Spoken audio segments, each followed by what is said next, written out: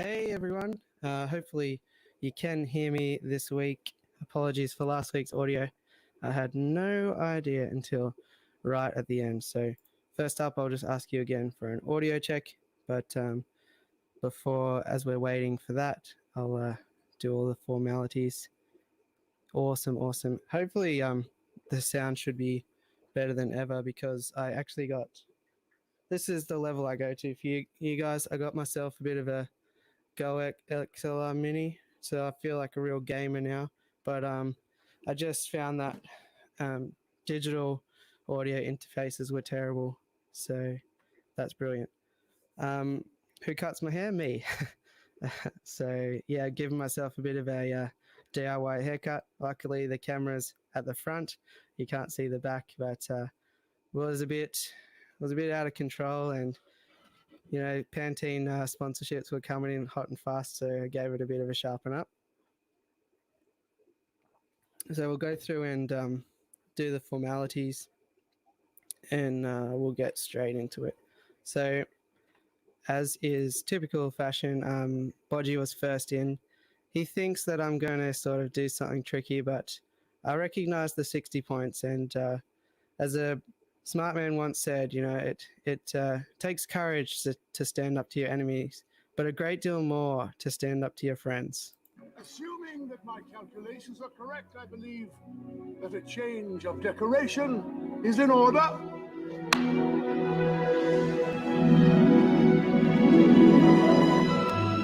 Gryffindor wins the House Cup. So well done, Bodgy. And yes, I have been having a lot of fun this afternoon playing with bells and whistles. Could be a bit louder. I can fix that live.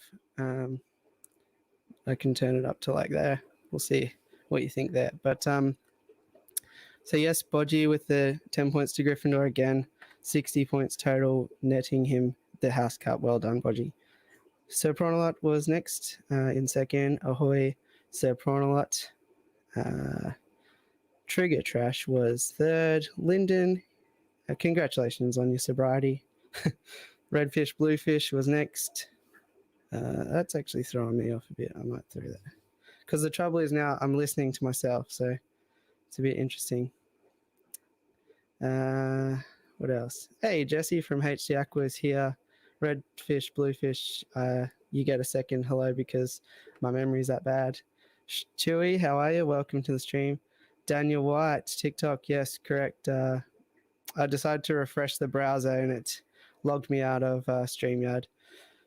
Unusual for me. I'm usually ready to hit the button at 10 seconds to go, but unfortunately, I think we're about 1 minute late. Aqua Az, how you going? And very good. Fishy Fun 57's here too.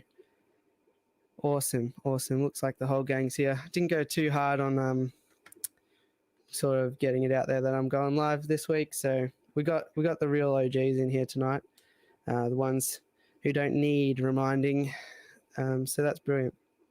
So given last week's audio issues, I thought I would give the old "Hey all you cool cats and kittens" a bit of a run again this week for those that missed it. So hey all you cool cats and kittens. Carol Baskin. Cats and kittens. Cool. Cats and kittens. Cool. Cats and kittens. I don't have time for the drama. Welcome to Big Cat Rescue. Carol Baskin. Oh. Lost the button, but anyway. So that's the intro that I ran with last week. But I'm not going to do you like that. I'm going to make one for this week too. So I thought it would be fun this week to say, given that the real OGs are here, thought I'd just say, hey friends, and welcome to my next stream.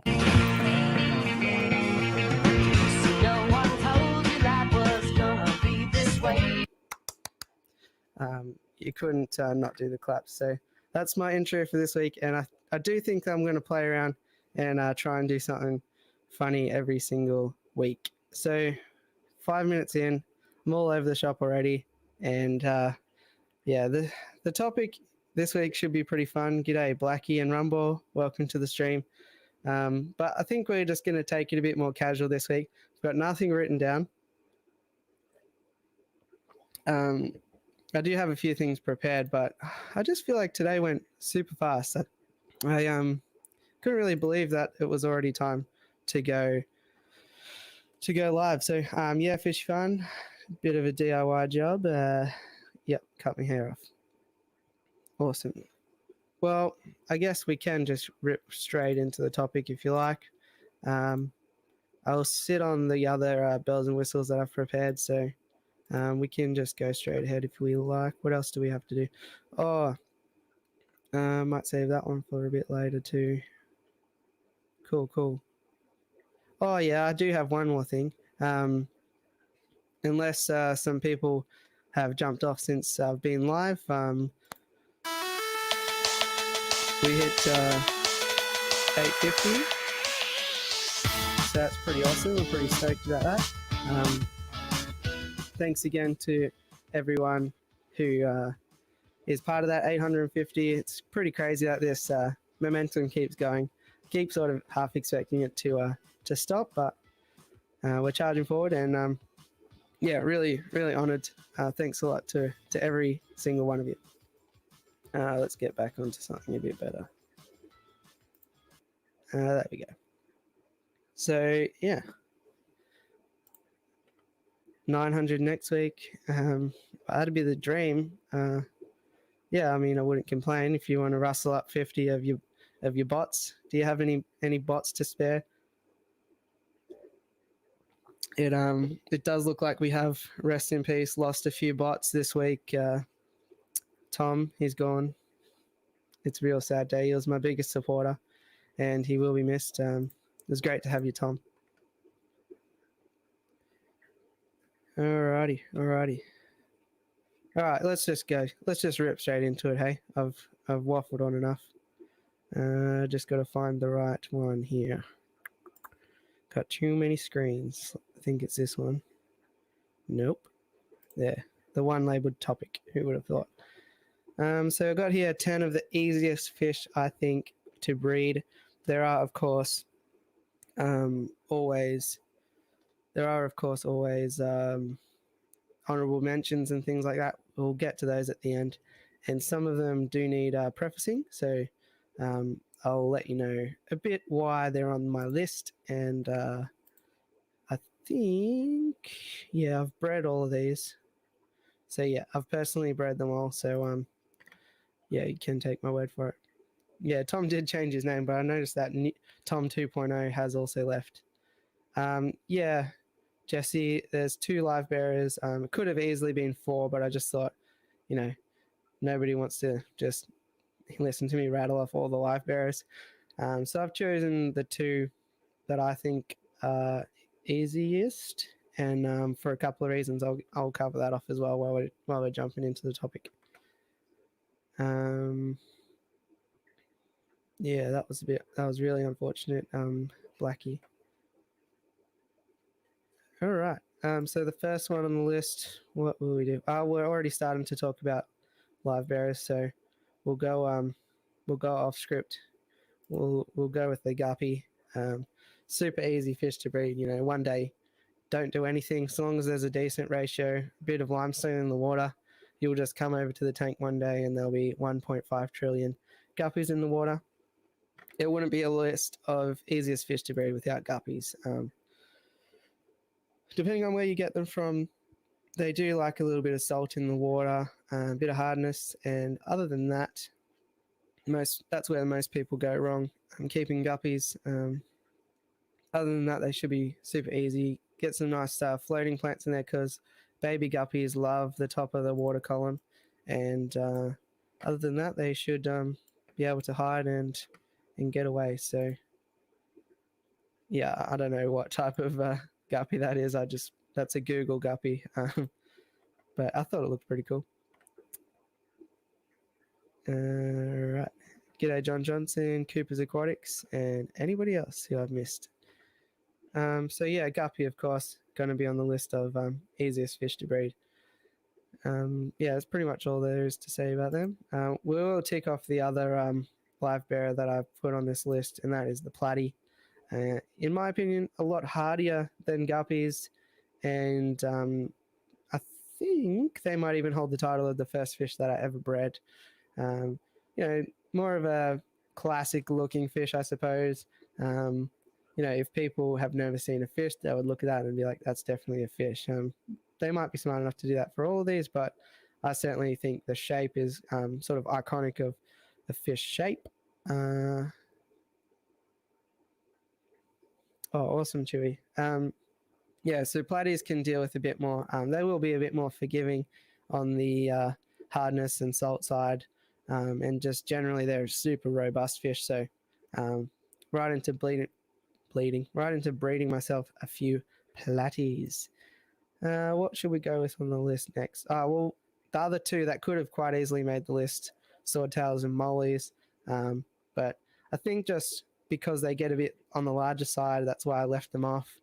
Because I'm sort of got real beginners in the mind here, so they didn't make the list, but they could quite easily be honorable mentions on this list. Next one, let's go with a bit of a controversial one. Hey, I've actually got rainbow fish here, and before you jump down my throat, I'll explain why. Because this video is titled "The Easiest Fish to Breed," I would say that rainbow fish are super easy to breed. Like, drop a spawning mop in, the very next day you'll harvest some eggs. Drop it in the next day, you'll harvest the eggs the next day. Every single day, without doubt. You can get yourself 1 billion rainbow fish eggs super easy. Raising them up into fish might be a whole different story, but if we are talking about easiest fish to breed, I certainly would say that rainbow fish, and to be honest, most spawning mop fish, especially the ones that are going to breed daily. Like, yeah, I could have easily put like the golden wonder killifish on this list as well. Any of those sort of panchaks actually. But I thought I've sort of done those a bit to death as well. So we'll sneak a bit of a rainbow fish into here. How old? It's kind of a bit of a tricky one. I would say they're super slow growers. So like if you had to have a gun to your head and pull eggs the next day, maybe like 9 months to a year old, maybe even longer than that. Yeah, but actually, now that I think about it, they do breed quite young. I'm just sort of thinking about the particular size that I would think that they would start to breed. So it might be 6 to 9 months, but they might even breed before they're even colored up. So yeah, I would put rainbow fish on the list. I haven't verified this. I'm planning on doing it soon, but I've even heard that the dwarf neon rainbow fish, the Prey Cook's rainbow fish, can be colony bred. So I was listening to, can't remember exactly who it was, but they were quite knowledgeable, whoever it was. That's a great anecdote to provide, isn't it? But yeah, and they were saying that you can colony breed Prey Cook's rainbow. So I'm keen to do that, because if they're gonna not eat their eggs and fry, then I'm getting down for a big old tank of Prey Cook's rainbows. So if anyone can confirm that in the chat, definitely let me know. I'll be keen to have that confirmed. Hey, Kim and Richard, absolutely better late than never. I did notice that we've had a bit of an influx in the last couple of minutes. So if you are lurking in the background and you haven't introduced yourself yet, you are nearby the keyboard. Feel free to say good day, make yourself known, and yeah, get chatting to all of these lovely fish people here in the room. I've done a quick scan of the list. There's no one to be scared of, so it's certainly a safe space to ask any questions. Interrupt me all you want if you got any concerns or questions about my mutterings as well. G'day, Constant, Aquarius, and Shermo. How you going, guys? 850 subs. Yep, we did celebrate. Maybe I'll do another sneaky celebration when I run through the whole topic, if I haven't lost all 850 of them by that time. So yes, rainbow fish in that box. What else can we go? Let's head over to... I noticed Sir Prawn-a-Lot was a bit concerned about this, so we'll put the humble cherry shrimp on the list. Hold that thought, Cooper. Yeah, so cherry shrimp on the list. Should they be on the list? Well, does say the easiest fish to breed, and they're not a fish, but super hardy. They do all the breeding themselves. You don't even have to turn on the Barry White to get these guys going. You get to check out the eggs in real time, and you don't have to do any work for them. So super easy fish to breed again, or invert. And all you need to do is make sure there's no big old predators that are going to eat them, and that there's enough cover and stuff like that for the parents to feel comfortable to procreate. So cherry shrimp are also in there, super hardy. They'll handle a lot of wider water parameters than the internet would have you believe, in my opinion. And yeah, awesome little critter. Yes, that could be an honorable mention for sure. Fishy fun. I haven't had them myself because I don't think they're legal down here, but I'm sure self-cloning crayfish would be the easiest fish to breed if they do it by themselves. Crayfish, yeah, good one, Jesse. That's the crustacean nation. Hashtag crustacean nation. Hey Ash, welcome to the stream. And awesome. Oh, and Aussie Fish Adventures is here. G'day, how you going? Chips ahoy.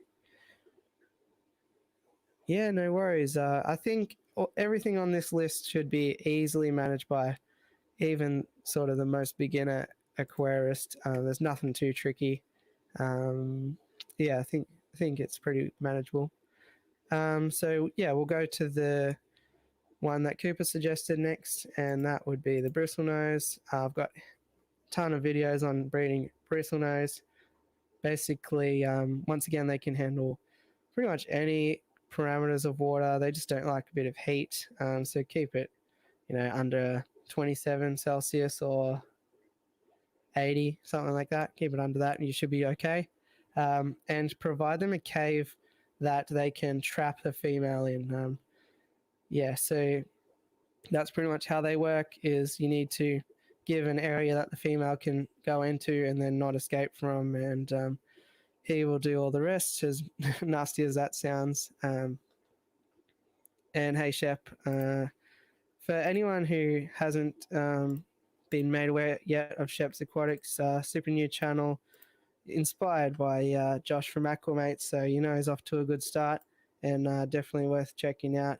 We may even have a bit of a chat to him soon, so definitely familiarize yourself with Shep's Aquatics if you can. If I'm sure self-cloning crayfish would be an awesome self-sustaining food source for some fish. But I guess the fish do have to be a bit wary. Good point out, Jesse. So yeah, bristlenose, they're egg layers, but the father is really great parents. So they'll do all the work until the fry are ready to be kicked out of the cave, and the whole process is able to be started again. So bristlenose are of course on the list. Let's while we're down the bottom of the aquarium, we can jump over to this one as well. Maybe people might debate this. I'm talking specifically around bronze and peppercorns. In this instance, I think they are super easy to breed. Just do a bit of a colder water change and you'll notice some things on your glass, and there will be a lot of eggs. Kudos to Blake. I actually got out of bed this morning to start work. Nice, Constant. Good job. I'm glad I could assist your procrastination if now is your working time, not your get ready time. Oh, there you go. Awesome. Well done. And great job. So yeah, bronze cory is a bit of a chunkier sort of a cory, but the thing that you want to do with these guys is actually take the eggs off the glass, or if you are more prepared, hey Max S as well, welcome to the stream. Awesome, Kim, appreciate that, and Richard, Kim and or Richard, whichever one is operating the keyboard right now. If you're more prepared, set up a secondary aquarium, slightly cooler, and then just net the male and female cory out, chuck them in that tank, wait till the next morning, and then net them out again. And get yourself, those like long air stones that are like what are they called? Like a bubble curtain sort of thing they're called. Stick those directly underneath the eggs so that there's circulation always around the eggs. And in no time, the eggs will hatch out by themselves. And you'll have mini cories for days. In one of my, it might have even been the first ever video I did on this channel, I had about 80 baby bronze cories, and it was really good fun. So would recommend.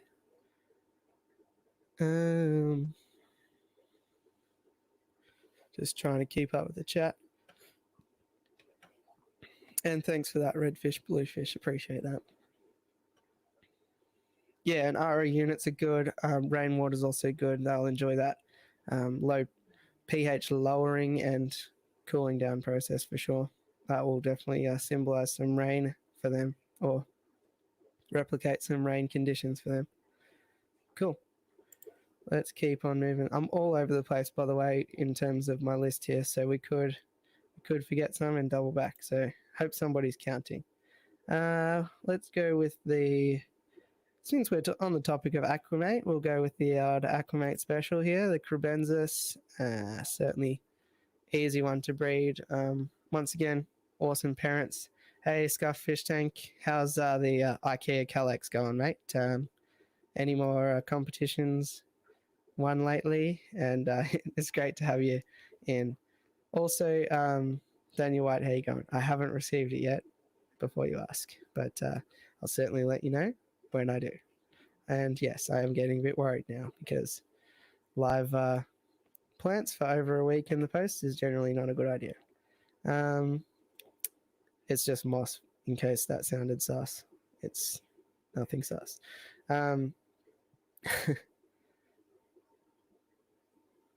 Awesome. Yeah, so Crebensis are cool. Plenty of color. You can get different varieties too. Maybe that's not as commonly known. Some that I'm really keen on is the Nigerian red Crebensis, but there are different kinds, albino versions, all sorts of fun little things you can play with. Super hardy again.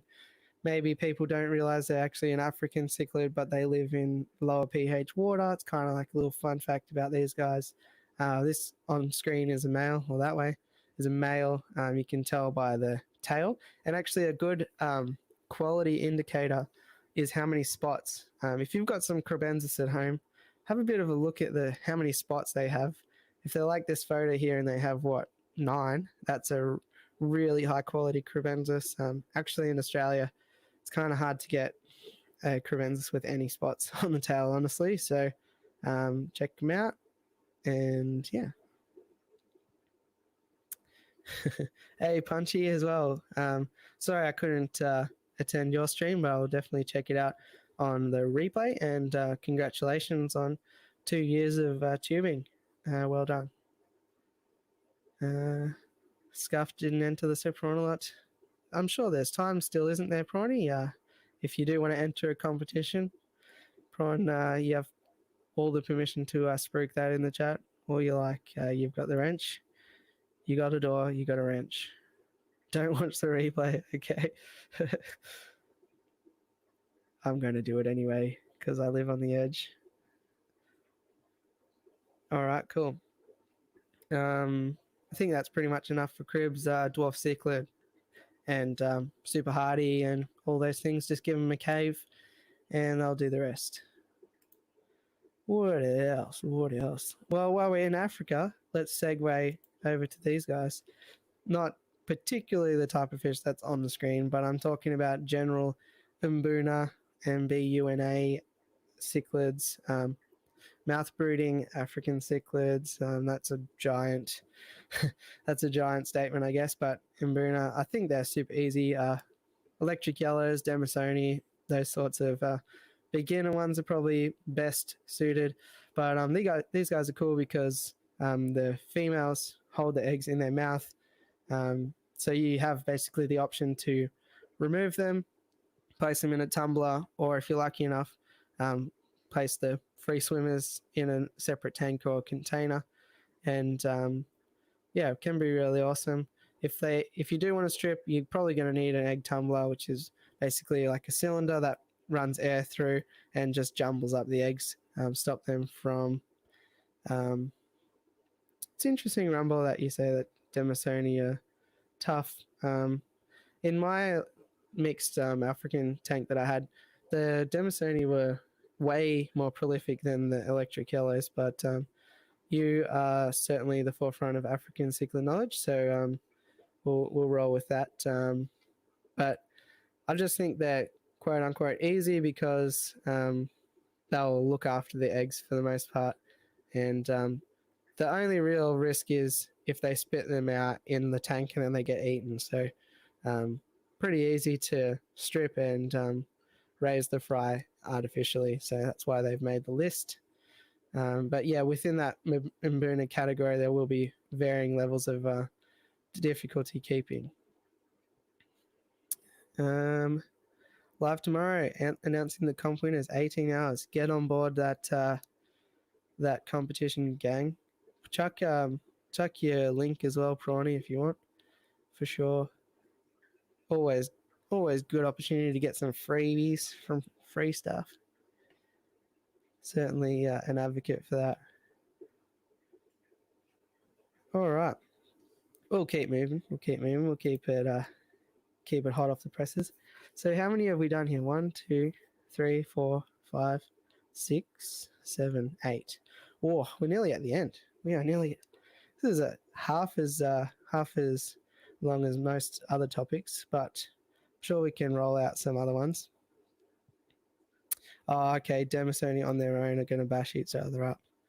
Right. So yeah, okay. In that context, I guess the electric yellows being quite a bit bigger might have made them sort of keep to their own or something. I don't know, but that's good anecdote for sure.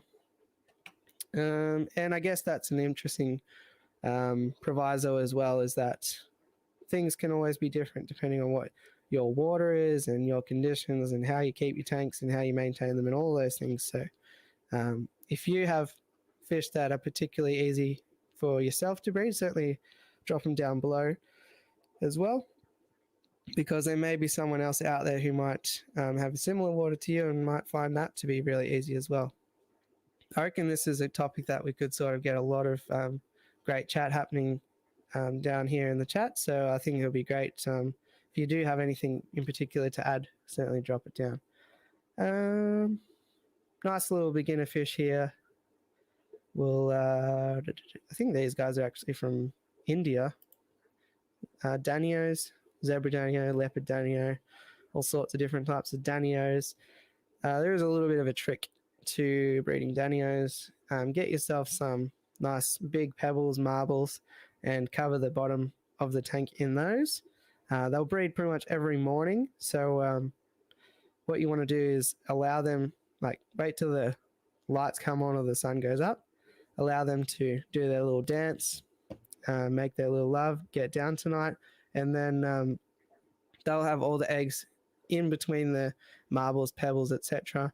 And because the marbles are there, they won't be able to eat them all immediately. But what you want to do is take them out, put them back in the community tank or pond or whatever you run them in, and then the fry will hatch out. You wanted to take them out because they will eat fry. They're mad for eating eggs, fry, and anything else. They're super quick fish too, so the fry don't have much chance to get away. So yeah, those guys are pretty cool. Every day, once again, they'll breed. So if you have like 2 billion tanks, or if you have, how long would it take for them to be adults? If you have like 60 tanks, you could just move the parents across to a new tank every single day, and then you would have yourself a nice little Danio factory. You probably need 61. You need a larger tank to put all of the adults in, but I'm sure somebody crazy out there will go ahead and do that. Yeah, not really difficult at all. The hardest part about breeding these guys is stopping them from eating their own offspring. And last but not least, last but not least, personal favorite of mine. I still have these guys in the fish room now. And this is a really good looking photo of a female, by the way.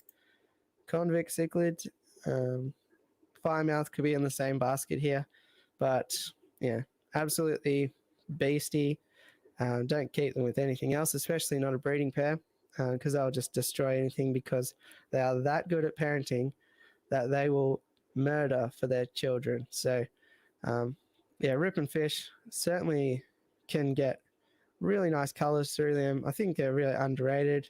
I've got a video out on these guys as well. Might even be like my third most viewed video or something like that. And if you haven't ever played with convicts before and you've got a spare tank lying around, definitely recommend doing it. You can't keep plants and all that with these guys, but yeah, who needs plants? If you got a female that looks like that, I think you don't really need plants. Even if I'm a giant advocate for plants all the time, so that's the list. Let me know what you think. Let me know if I missed anything. Honorable mentions. We sort of covered off mollies, swordtails, fire mouths, other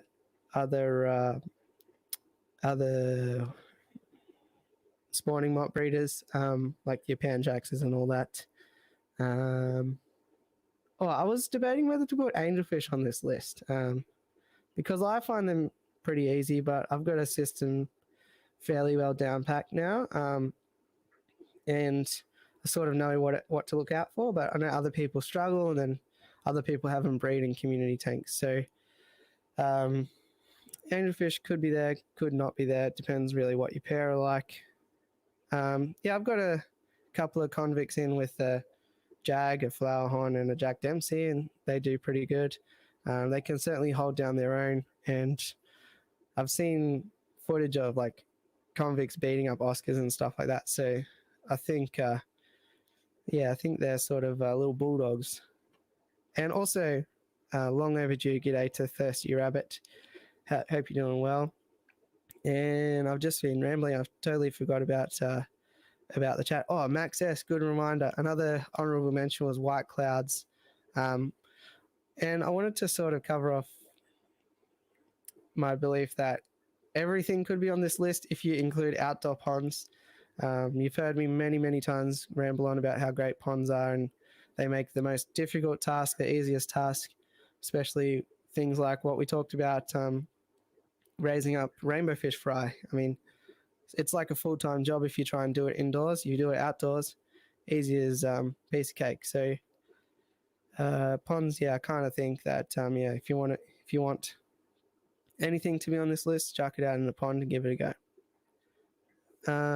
Yabby, g'day Nath Fishboy as well, by the way. I see my name orange, yeah. Now I know it's my female convict with the blue fins. I have pots of jungle val with 11 convicts and a carpo knife. Yeah, cool. Yeah, so that's if you want to talk about the sexual dimorphism between convicts, females are going to get the orangish blue hues, and the males are going to get a bit of a nuchal hump, be generally a bit bigger and less colourful. How are you going? I noticed I've had a guest here in the background. Might open the floor up to guests. Give us a thumbs up if you're ready to rock and roll, and we'll have a bit of a chat if you like. Whilst we do that, just waiting for the thumbs up, and you might not be listening. Oh, there we go. I've got it. Let me go with my thing here.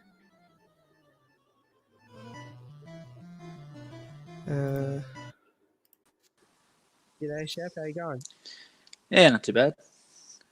Awesome. So, I did give you a little bit of a pump up before. So, if nobody is familiar, this guy here is Matt from Shep's Aquatics, and for some reason you mustn't have seen my channel yet because you attribute your channel to Aquamate starting it up. I'm just kidding, but you're really just getting started, and I'm liking what you're putting out so far. So thanks for coming up. Appreciate it. No, thanks for the shout out and that. And yeah, well, I've been in the aquarium game for about 22 years, so I've been overdue. Yeah. So I just thought I'd start trying to give back to the hobby and help out new people and try a lot of new things. Yeah, awesome. I think I've been really enjoying a lot of your videos. I think you got a nice knowledge base there as well to help everyone out. So yeah, I'm keen to see how it goes for you. So Oh, whilst you're here, I guess I did prepare this. I was going to you're too organized here. I was going to do this. I'm going to start doing this like shout out thing every stream where a couple of channels I might just put their details up here. So wanted to put yourself because I mean it might be a lot higher now than when I took the screenshot, but 26. I think we can bump that number right up. 30 now, Thirsty's saying. So let's build some momentum here. And also, I was wondering if we could maybe push Bodgy to 200. Because he is kind of like the younger brother of the Oz Fish Tubers fam, but I think we can get him a bit higher than that. School's back for the young fella, so he needs a bit of a boost as well. So there's a couple of channels if you're looking for a bit more procrastination. Flip back over here. I've got too many screens now. I don't know which one's which. So what's happening in the fish room at the moment, Shet? Well, at the moment, I'm actually just trying to find more room, as goes with every fish room. Yeah. I'm currently getting all the materials together to actually build a brand new fish room within my shed. So hopefully in the next month or two, I'll start putting some videos up on me actually building a fish room from scratch. Yeah, that's always a great series, and I think that'll be well timed actually, because eventually, once all this stuff dies down, I'll be having to do the same. Eventually, going to move out of here, so I'm sort of in the process of thinking about all the puzzle pieces, how they're going to go together, and the logistics around how you move. 30. Well, who knows how many I'll have when it actually comes to moving, but too many tanks anyway. So Yeah, how many do you actually have up and running at the moment? shit. Including the 2 display tanks behind me, I think I've got 13. 13. Okay, it's unlucky for some, but lucky for others, I guess. Well, if I want to make it 16, I've got 3 spare tanks sitting there that don't have water in them. But Awesome. Got a couple of comments here wondering where you be located. New South Wales, aren't you? yeah, I'm in the central west of New South Wales, so Might have to about organise a an bit of hour away from Bathurst. Okay, cool.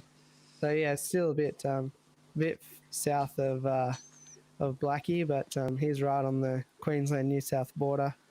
Might be a collab opportunity once petrol's cheap at the moment. Petrol's cheap. They're just not letting us go anywhere. Yeah, exactly right. No, unfortunately, Prawny, not SA. You've still got that state covered, no dramas. Yeah, Bodgy is in virtual schooling at the moment. He is a good lad, though. Thanks, Prawny, for dropping that link. And what about this, Shep? Also, g'day to the fishing cartel. Thanks for joining. What about this? What do you think about live streams? Because before I sort of got amongst the Fish Fam and the Ozfish gang as well, the Ozfish tubers, I didn't really even think of it as a possibility. Like, who would want to sit there and have a chat? But in the end, I'm pumping out a few 6-hour streams. So what do you think about live streaming? And is it something you might be keen on, or mainly jumping on other streams and having a yarn? It's something definitely I've been thinking about, but I probably won't start that up until I at least get 100 subscribers. Yeah. I'm still trying to learn how to talk on a camera properly just for my videos. So I'm still in the learning stage of getting some gear together and just trying to work out how to talk to people on a camera. So yeah, no, it's a fair call. Certainly, yeah, you can see some shockers of robotic Blake in the dark, trying to make videos with his, arms shaking all over the place, trying to take a video. So yeah, the tripod was the best thing I ever brought. Well, I think the second best thing you can buy for in terms of bang for buck is like a ring light. You know, like makeup tutorial people use. Yeah, yeah. It makes such a huge difference when you can actually see your face. And yeah, but other than that, I think yeah, it'll just be getting comfortable in front of the camera thing, and especially especially in edits. Like I remember the first few times editing videos, I was like, oh god, who's gonna watch this? What a fool. But now I don't even see it myself. I just see it like anyone talking. It's kind of weird. Yeah, well, that's been the hardest thing for me because at the moment I'm doing everything on my phone because I have an ancient old computer that's 13 years old Hmm. that I got when I started my trade for doing TAFE and all that sort of stuff. So my computer is well and truly outdated for any sort of editing software. So everything I've been doing at the moment is just on my phone. Well, there's nothing wrong with that. Everything I do is on my phone as well.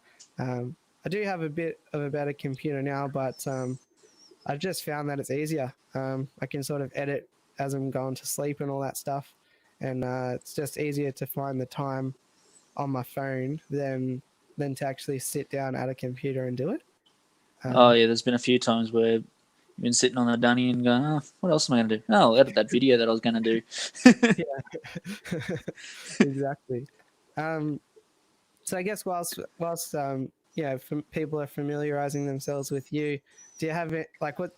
Do you have like a favorite fish or sort of a cornerstone in the fish room or anything like that? Um, Typically, I used to be really, really big into live bearers when I was a kid, just because of the ease that they are to breed, and that always kept me going. When you see new babies floating around the tank, and when they grow up, you can take them down. Used to be able to take them down to the pet shop and swap them in and get fish food once a month. That used to be a big highlight. I thought it was really cool Yeah, back when I was sort of 10 and 11 doing that. yeah, definitely. So And I'll always have a soft spot for the guppy. very nice of you to lie and talk about them whilst we've got the theme of this live stream. I appreciate that. No, I'm just kidding. um, so that's really good, and even yeah, you brought my attention to a fish that I haven't even ever heard of last week with the rainbow panchaks. They're a ripper. Yeah, well, that was the first time I'd seen them too, and I've got onto my local fish store in Blaney. Yeah. So, guys, I will give you a shout out. Go to Come on. Aquarium Universe, and he does do online shipping for most of his dry products and fish food and that. Awesome. But yeah, so I've got him on to actually looking for them. It was the first time he'd seen them as well, so he's definitely keen to try and get a couple in his showroom. So I'm definitely keen to get them and give them a go and try and breed them. So Awesome. Just want to quickly ask because the audio was perfect immediately. There's a little bit of an echo now. There's some button or something that's it's not too bad though. We can push on, but just if it's something that you might have knocked or whatever, well, that's all I'm good. not sure. I'll just have a look. Otherwise, it could be on my end, but I don't think so. Whilst you're just having a little bit of a look at that, I'll just cover off a bit of the chat. Fishy Fun, yeah, I heard that people were paying to take away oil. That's crazy. And my mate said he saw fuel for 63 cents a litre the other day, which is like a third of what it typically is. I haven't seen that personally. I haven't really left the house, but I thought that was pretty crazy. And it would be right that that happens when nobody can go anywhere. So Prawnalot would like to know your thoughts on shrimp. Yeah, I've actually got a couple of shrimp tanks going. I've got a red and blue cherry shrimp tank going because I'm trying to breed red blue rillies. So I'm trying Nice. to make my own strain of that. And I've also just got a everything else color shrimp tank that I use to throw my plants in just to eat the slime and that off. Nice, the odd Skittle tank.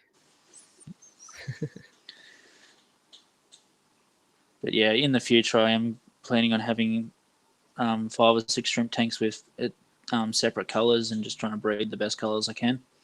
Yeah, awesome.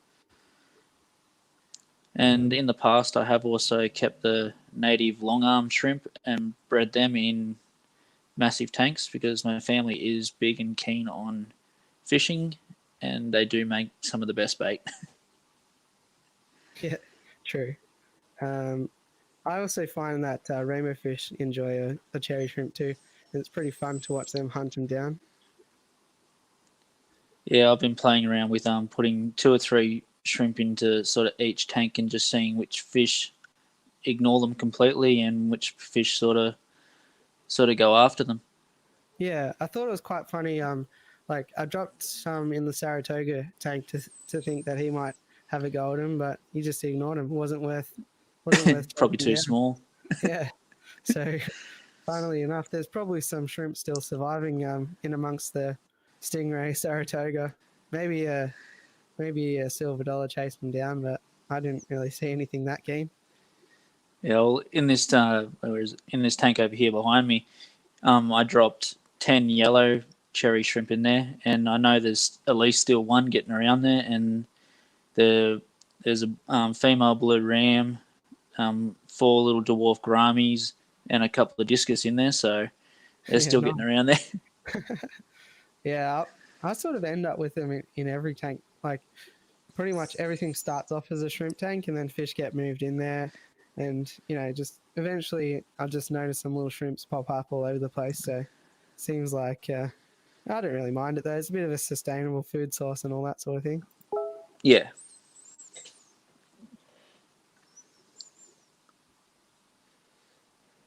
So that's all good. Are you on your computer now or on the phone? I'm using my phone for the video and that, and using my computer for all the comments. I was gonna ask if we could go mobile, if you could check out some of your tanks or anything like that. Yeah, I can definitely do that. I'm happy to read out any comments to you if that makes it easier as well. Yeah, that definitely make it easier. Don't want to impose, but might as well. No, it's all a bit of a tour. It's all good. Well, I suppose I'll start off with my main display tank in my house. So this one I just did up as sort of a bit of a river themed tank. Like I said, my this one, my little female blue German ram, I call her Jill, and she is an absolute freaking menace in the tank. To the point where she will eat out of my hand when I put bloodworms or anything in there. Yeah. So I suppose when you're getting back to my favourite fish, at the moment it would nearly have to be these chocolate grammies. Yeah, they are a ripper. When I seen them, I absolutely fell in love with them and brought the pet shop out of them. So, and he only had 2, unfortunately. So I'm waiting for all these quarantine laws to lift so we can import some more. Yep. Because from what I've found out, all chocolate grammies in Australia are imports at the moment. There's no one actually sustainably breeding them in Australia. Yeah, we were basically talking about this online the other day, and I haven't researched into them at all. So do you know, do other countries have them sustainably bred, or it's like a worldwide thing? I think it's more a worldwide thing, that they're all just caught in the wild. I know they are a mouth brooder, so I've done a little bit of research into it, but I haven't actually found anyone that has bred them properly yet. Okay, so they're not the classic bubble nester sort of. No. No, so they're sort of a mix between a grammy and a betta, a wild betta that mouth broods. Like a Macrostoma or a Rubra or any other. So in this little tank on my kitchen bench is my 3 fighters. So the 2 on the outside are the pretty males, and in the middle is the equally aggressive female that I can't put with anything else because she acts like a bloody male. but I know she is a female. 2 quick points. First of all, congratulations for being allowed tanks in the house. That's always a great achievement. And secondly, that is a awesome background. Is that like a 3D background, or is it like That is a 3D background, yeah. How do you even get that? And did you make it? No. I actually brought it from Aquarium Universe. He has a couple of backgrounds there that I'm not sure where he gets them from, but he gets them from there. So It's a silicon in. yeah. So actually no, it's not. It's just I've got sticky tape on the top that's out of the water. Yeah. Because they're polystyrene, so they float, and just pushed in the bottom with some active soil. Awesome. There was a lot more plants in that tank, but they kind of dug them up. So I'll just go for a quick walk up to the shed, and I'll show you them when I get there. Yeah, that'd be great. I'll just have a bit of another look at the chat. So I don't know if you watch Bodgy from Australia, but his main attraction is a community tank with a Jack Dempsey in it, and it's also named Jill. So we got a bit of a Jill competition happening in the Oz Fish Tube world, which is fun to see, and I'm not sure how he'll react to that. The old long-armed prawn is getting a bit of a run. They are a kooky looking critter.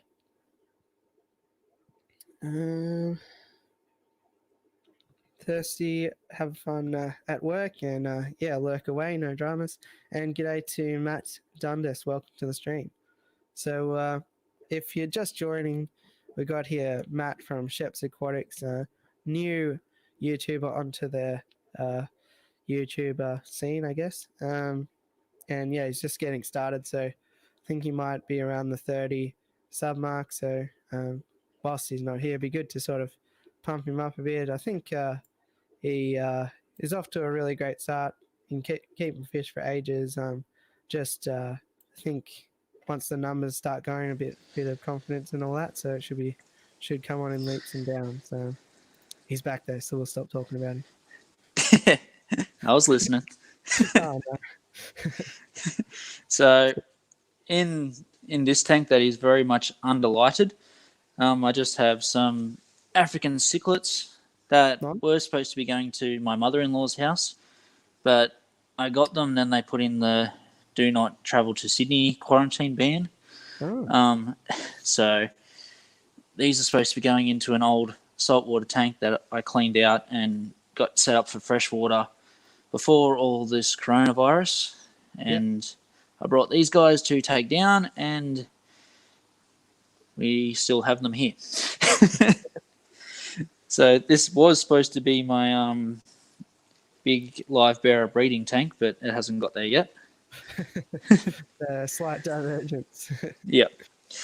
Oh. So this one with all the algae and a couple of balloon mollies is my plant tank that I've just got set up with CO2 and just growing some plants out. I finally did put a heater into it so it could warm up a little bit. Nice. And this is the waterfall tank that's on my channel that I'm slowly working on. I've been trying to immerse grow some baby Java fern, but a couple of them are going okay, but one dried up. Little quarantine tank. Also, everybody here will know that I'm a big fan of the old terracotta pot plant system. It's good to see somebody else doing their bit, holding that, keeping up that. Yeah, trend. well, I do use terracotta pots just for the ease of it, and when they come with other plants, it's just as easy to put some active soil in it and plant away. Then you can move them from one tank to another and not have to worry about, do I have sand, do I have dirt, and all that sort of stuff. Because what's this? This Rotalia I can never remember the full name of it, but this Rotalia, it likes to have its roots in dirt, so Yep. I can now move it from tank to tank. Yeah, that's it. I actually just played around with a bit of Waleechi today, so it was fresh on the mind. So this is my one of my first little aquascaped tanks. It's one of my little shrimp tanks, the Skittle one. Nice. So I've just thrown a few plants in that in it that I need cleaning up. So as you can see, the crypt has got a fair bit of algae in that on it. So that black algae actually was completely all over it, and as you can see, they're cleaning it up quite nicely. Oh, that's great. I sometimes wonder about cherry shrimp and their actual ability to eat algae.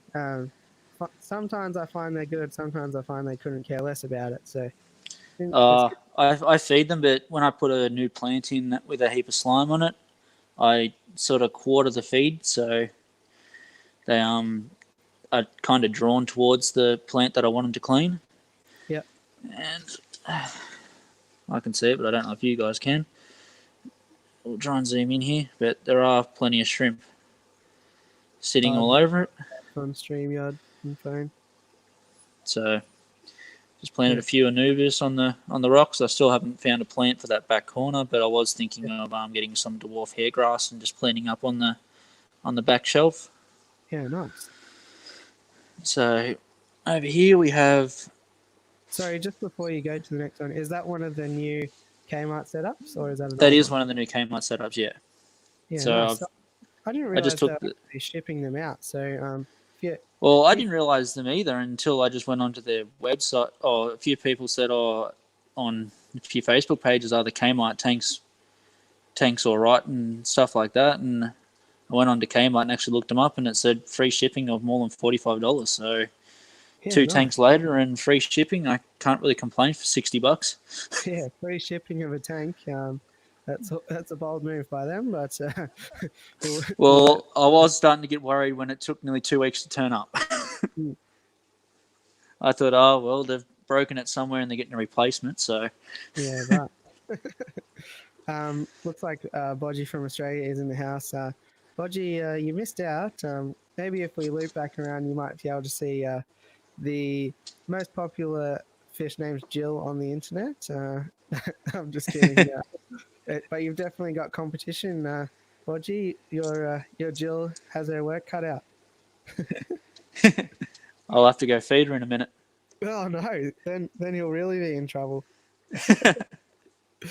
Awesome. So this looks like an interesting. Is that like a cube or is it just the camera? No, it's a little what is it? A little 60-liter tank. So it's sort of not quite a. Is it sort of a 15-gallon? Yep. So, no, so more like a 10-gallon or something. I'm not sure what size it is actually. But I've just got my white clouds in here, along with some little neon blue guppies. So they're the three females down the bottom, and the male has gone walkabout somewhere. Oh. He's up the top there, but he's not showing his full colours today for some reason.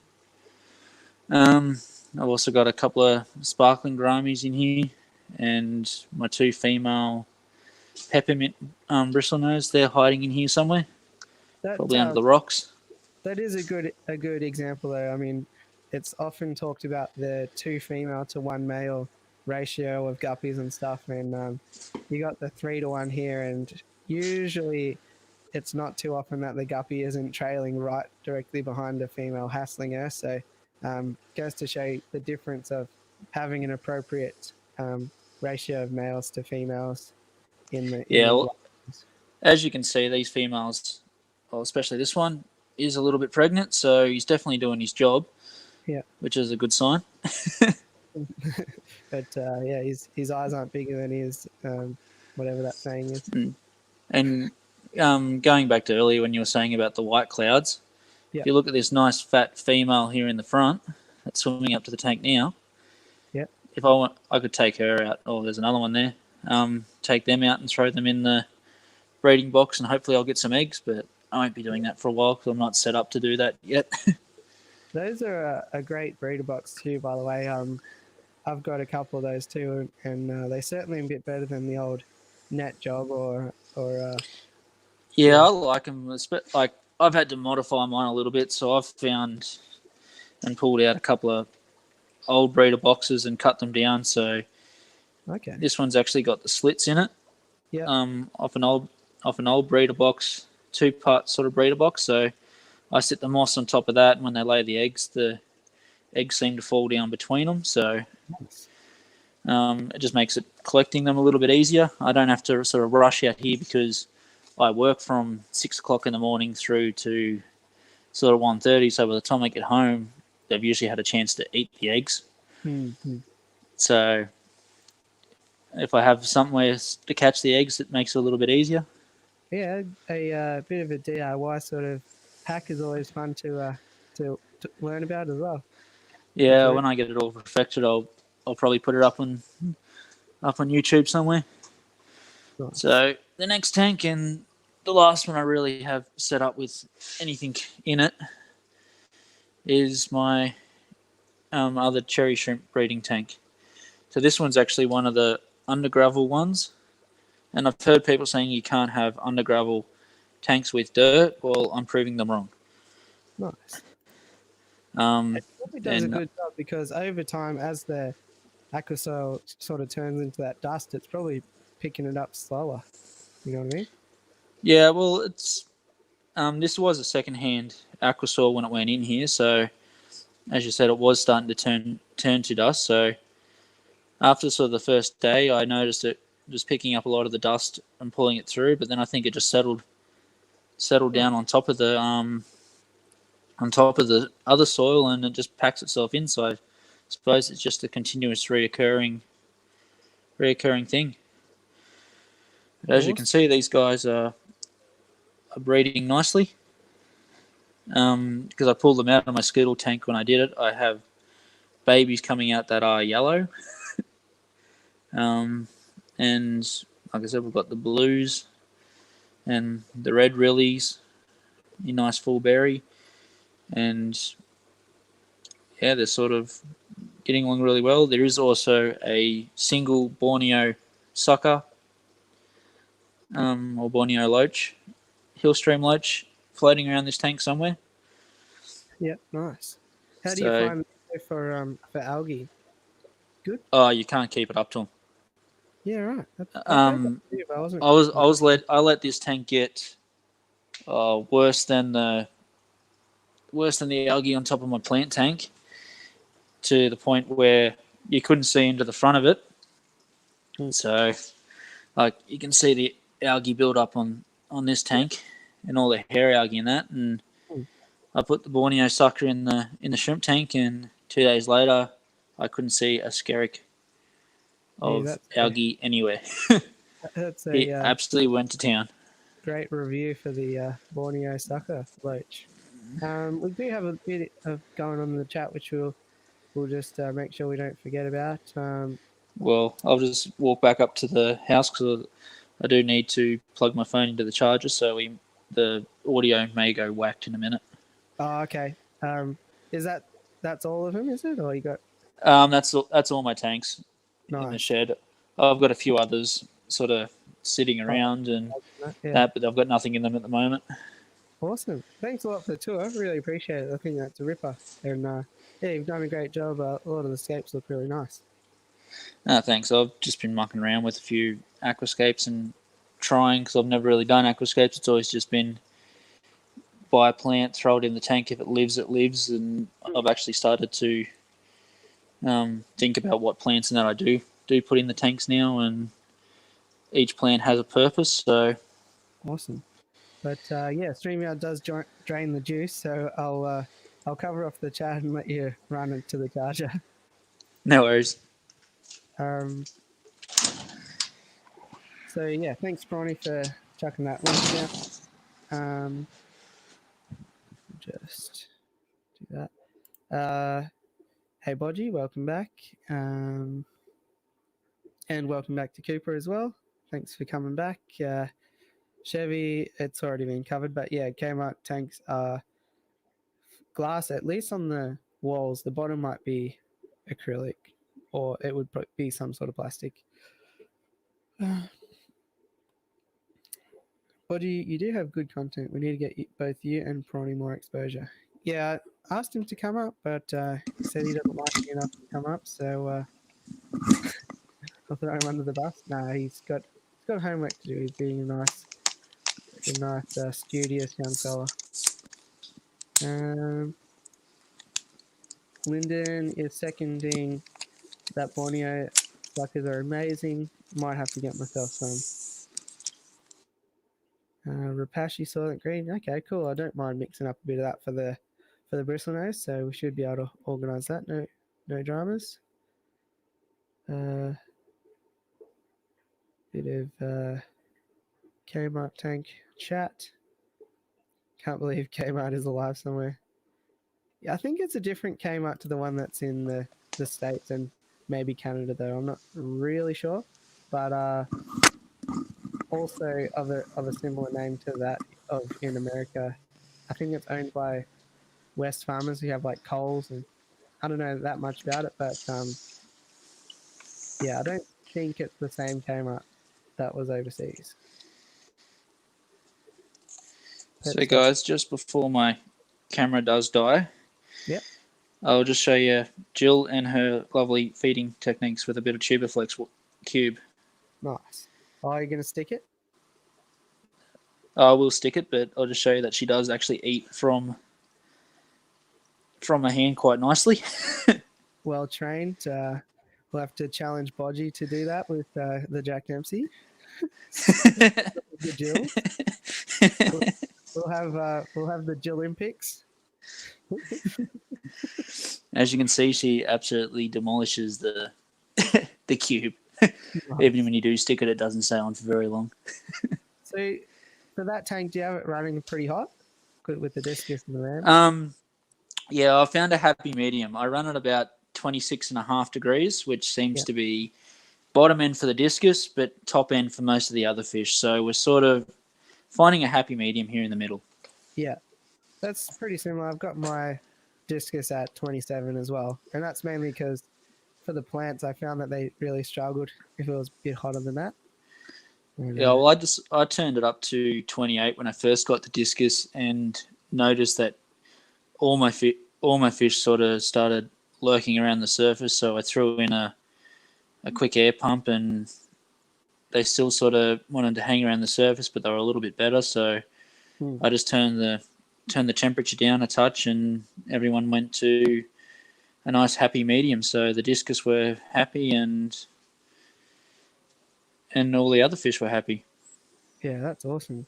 Max, yeah, I think West Farmers is like Coles, Liquorland, Kmart, all that.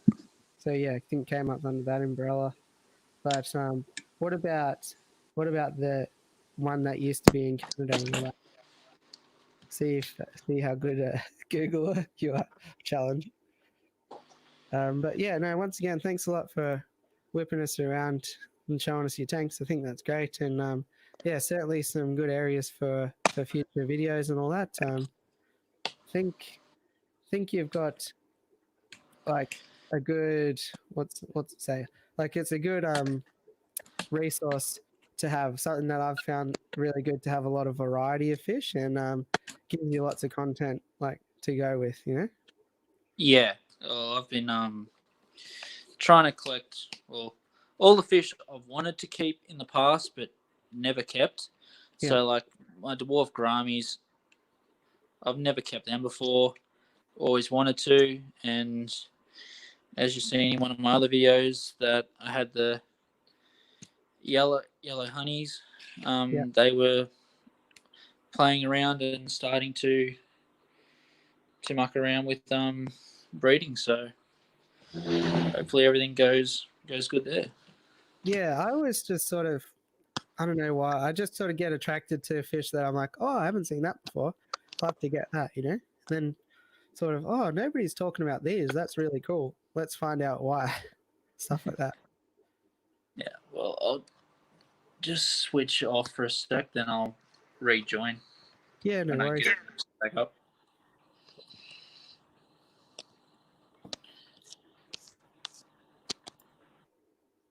I'll just not sure if you meant to switch off or not, but I'll just put him in the background there. So yeah, I thought it was pretty cool. And there's some interesting things to see there. Whilst we're waiting for anyone else who wants to join, I've got a few things I'll cover off as well. While we got sort of a new bunch of people here and all that that might have missed the start. See you Thirsty. Have a good shift at work, mate, and thanks for coming by the stream. So one of the things that we covered off was here. We are celebrating 850, another ripper milestone. Thanks again. Thanks again to everyone who is part of that, and I really appreciate you all, and really amazed every time I hit these milestones, and yeah, I can't believe it. So thanks again to everyone who's helped me hit the big 8.5, and yeah, hopefully we can keep charging onward. What else did I have for you? Looks like we've got another visitor to the stream here. Let me know when you're settled, guest numero 2, with the typical thumbs up. Or I can't tell if that was a code. He scratched his nose, but is that kind of something? It was like I'm ready in 5 minutes. All right, so let's. Here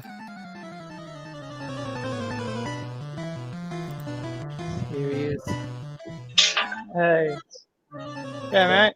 The screen. How you going? Yeah, not bad. So. Yeah, not too bad. What's new with you? Not much. Bit of daylight, so you're doing better than I am. It's dark as over here. Yeah, look, if I turn that way, my face is lit up. It makes me feel like it's not winter. Is it winter?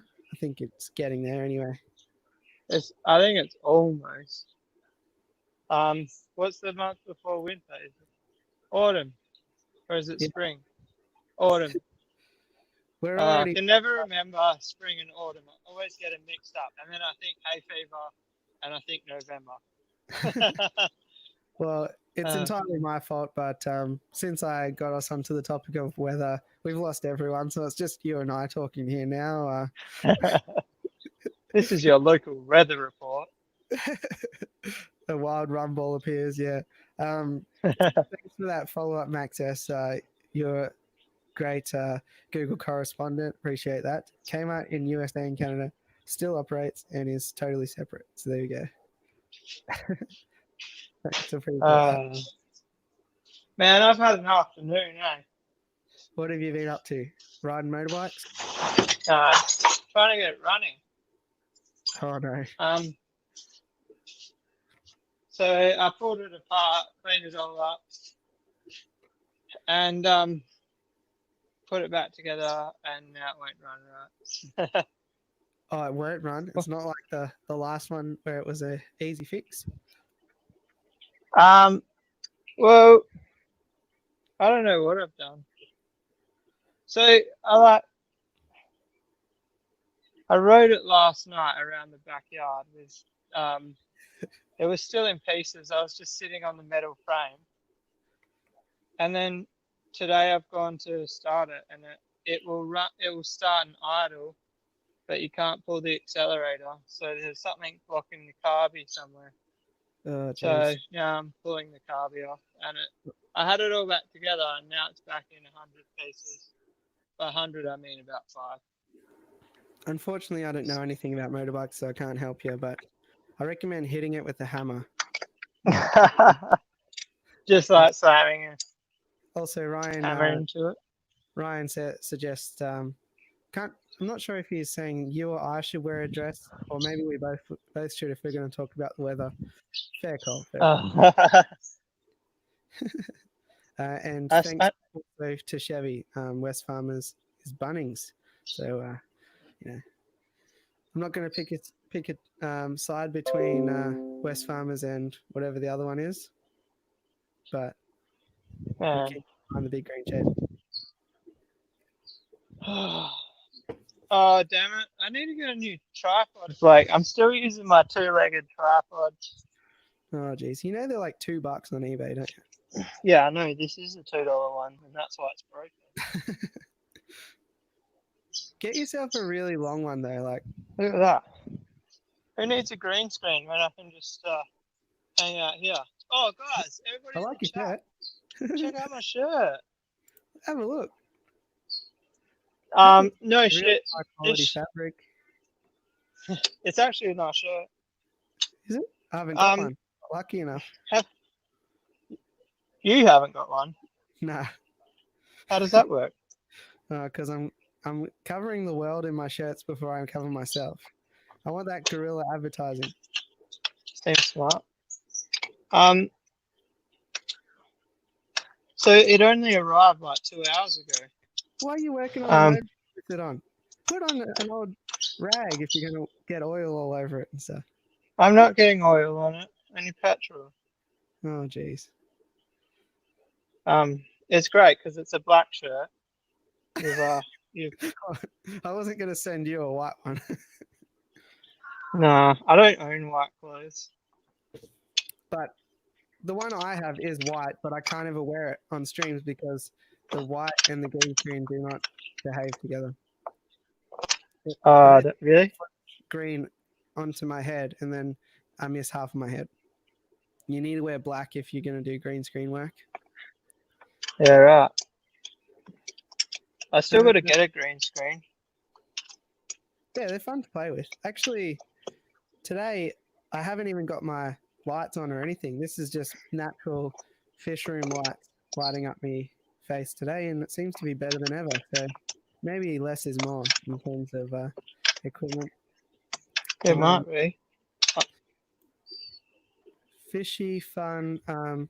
Probably should, but to be honest, like my fish shed here. So on one side I got a double brick wall, on the other side I got like mattresses and furniture and all that from inside a house. So it's like very well insulated on two sides. The front side is the roller door, so it's very poorly insulated there. But ambient temperature in here is really quite good. Like I think even in the middle of winter, it's probably like 72 Fahrenheit in here. So I'm not heating the room, but I do have heated in all the tanks. So, but the room. So that's one negative thing about heating the whole room is in winter you walk in and it's just like a blanket of heat and humidity that hits you. Yeah. If I have, pardon? Even in summer, because like if you go from it being 37 and then it's what 26 or something. Yeah, that feels good actually. Really? Yeah. I was interested by that. I was thinking it might be like no relief, you know? Nah, it feels cold. But so like if I have people over, I generally try to leave the door open for 20 minutes before they arrive because it's kind of embarrassing how strong the humidity is in there. Like it just doesn't feel nice when you open the door. I'm glad that Fishy Fun, you're backing me up here about Rumble working on his motorbike in a brand new shirt that arrived there 2 hours ago. I'm not touching the shirt, I promise. That's a shocker. Actually, all my fish-related shirts I keep in the fish room because I don't want to wear them anywhere except when I make videos and stuff. I don't know if Oh, really? Not. I wear my fish shirts every single day. I'm up to like 12 or 13 shirts that are fish related. So my missus is like, are you seriously just going to wear a fish related shirt every single day? So I like it. My wardrobe is high vis for work and fish shirts for not work. It is a good uniform though. I mean, I've been given I ordered one Blake's Aquatics hoodie from Teespring, and it was a ridiculous price to get it over here, but I'm giving it a good run. I've certainly got my money back for that order. Already? It's bloody. It must be colder over there than it is here, because it's not jumper weather here yet. Oh, it never gets warm over here. Your temperature is our temperature in summer. It's probably 26 right now. I'm sweating. Blackie says Shep somehow turned into a motorbike guy with sketchy audio. Yeah, we've got bloody what's Pink's husband's name? You know, from Krusty Demons. Oh yeah. I can't remember his name, but I know who Anyway. you're talking about. Somebody will know who that person is, and I'll say, yeah, we've got him on the line. We're going to talk about doing flips. Yeah, except he rides a Honda. Mine's a fake Honda. All right. I'm calling it a Chonda. A Chonda. Chinese Honda. All right, thanks, Blackie. Let me know if I'm a bit louder now. This is a work in progress audio because I can only play around with it live, so it's really hard to get. So let me know if you can hear me a bit better now. My audio is annoying because like the headphones I've got on at the moment are by far the best for activities while live streaming, but they're just shit quality, which annoys me because they're quite expensive headphones. Oh, Aquaz has nailed it. Carey Hart. Thanks, Aquaz. I knew somebody would pick up on what I was putting down. That went straight over my head. Awesome, and thanks, Fishy Phone. Yeah, it's distracting because like in my ear, I don't really want to hear myself, so I turn my microphone down, and I realize, oh, nobody can hear me anymore. And I turn the headphones up to hear Rumble because he's about 4 kilometers away from the phone. But no, I've got a headset on. Yeah, but the audio is not coming through them. Walk closer to the phone, and I'll tell you. Like La keep la la la la la la la la la. Did it get louder? It actually got quieter somehow. Yeah, see? Nah, because they're Bluetooth headphones and like the microphone is up by my ear. Oh, no, it did get quieter when you walked away. What about now? Yeah, the audio is definitely coming through your phone. Well, that's shit. Yeah, to put it lightly. $200 headphones and they don't even have a microphone. Yeah, I think I've got a similar set, and there's like a little dot underneath which makes you think that there's a microphone in them, but there's actually not. What about now? Still, you could be. Well, it sounds like you're in WA and I'm in Victoria. That's what it sounds like.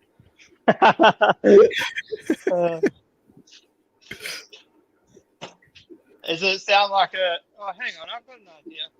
I mean, I'm not saying it's a bad thing that nobody can hear you, but... What about now? Can you hear me? Yeah, I can hear you. The same? Yeah, it's pretty much or the less? same. Bit more. Oh, so it is through the headphones because I'm on the other side of the backyard. Oh, there you go. All right. I'm happy to be proven wrong. If I need to get like a hat with like a little, can you see me? Like a little perspex piece here, and then like the audio bounces off the perspex. Does that get louder? It's not bad, yeah. You got a welding mask? You can wear one of those. No. Oh well, we're learning on the edge here. I don't know what happened to. I think his phone died, but we've got a good substitute here. I do have to say, looking at a motorbike versus looking at 13 fish tanks, debatable. But you certainly are swinging over to the dark side of motorcycle-related content at the moment. It's really tough, you know. It's hard to keep up fish content when something else is ruling my life at the moment. Yeah, look, that's a fair call. And it's hard, like if you, I do kind of get it. Like, your whole day, every day is about making a fish video. You got to maintain and feed so many fish, and then it is sometimes appealing just to have a bit of a palate refresher, something new to do. So Yeah. I did it. Even doing 2 terrarium videos back to back the last 2 days, I was like, oh, geez, this is too much terrarium content. But it was really fun, to be honest. Yeah. I think like if I don't do motorbike content, then I pretty much got to go the day without actually doing a video because like look at me right now. I've been working on this since 3 o'clock and it's now 6 or something, 5:30. I don't know. But anyway, I'm actually quite pissed off at it. Fishy fun. A couple of people, and it's in a steel vault here. A couple of people did see that. Originally, I just cut the sides and left a bit of party at the back, mullet style. But I thought I looked a little bit too much like the bloke from Tiger King, so I did tidy up the back in the end. But yeah, there was a bit of business at the front, party at the back for a little while there. I did see that party. I thought you would have at least kept it for the live stream. Yeah, I did. Patrons. I did think about it, but unfortunately, I did it like 5 days before the live stream. I gave it a run for a couple of days, but yeah, thought I was at risk of having my kids taken away. Like Joe Exotic, yeah, it was way too much of that. Aussie Fish Adventures wants to know: do you get into gold prospecting, nuggets? Me? Yeah. No, but one of the guys at work does. I could think it was a good excuse to go to the beach. I don't even have the attention span to go fishing. A former. So this is a bit of an insight into former me before fish tanks. I used to work on like construction sites, and I worked at this gas plant by the coast, and because it was so far away, I was like batching, just a little beach shack and all that. And every single night through the week, I would grab the surf rods, grab a few cans, and walk over the dunes, and it was brilliant.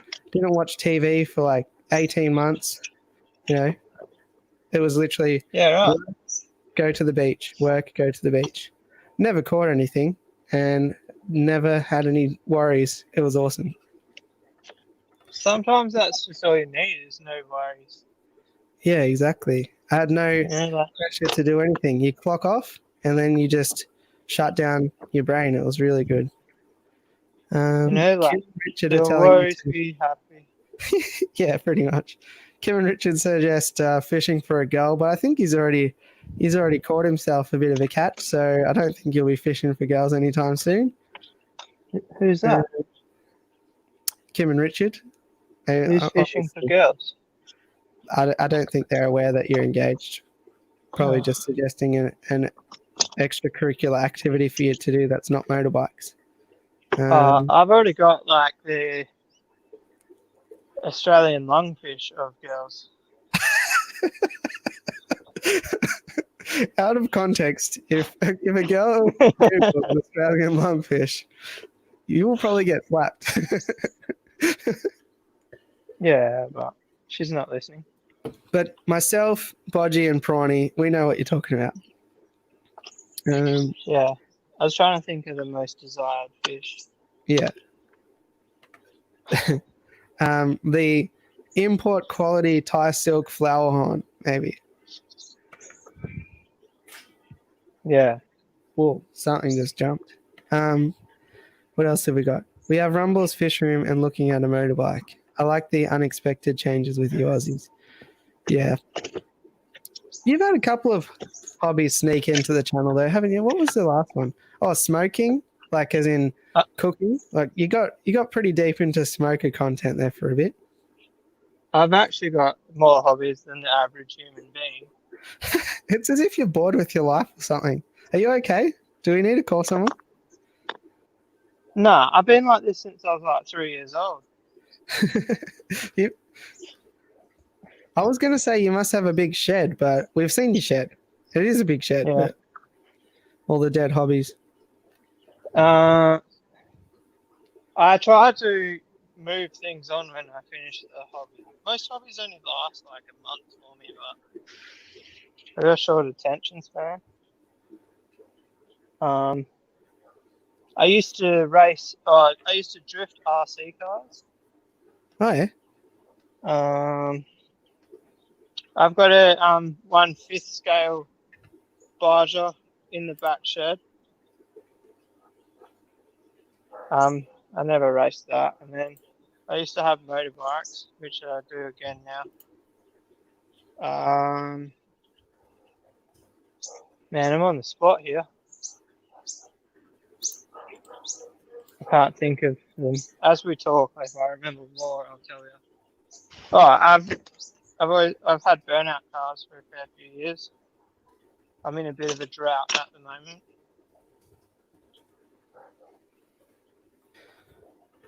Awesome. Yeah, I haven't had too many hobbies, just like fishing and fish keeping. That's pretty much it, I think.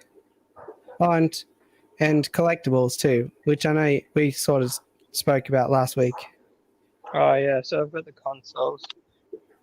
I basically hate money, so I picked the 3 most expensive hobbies in the world.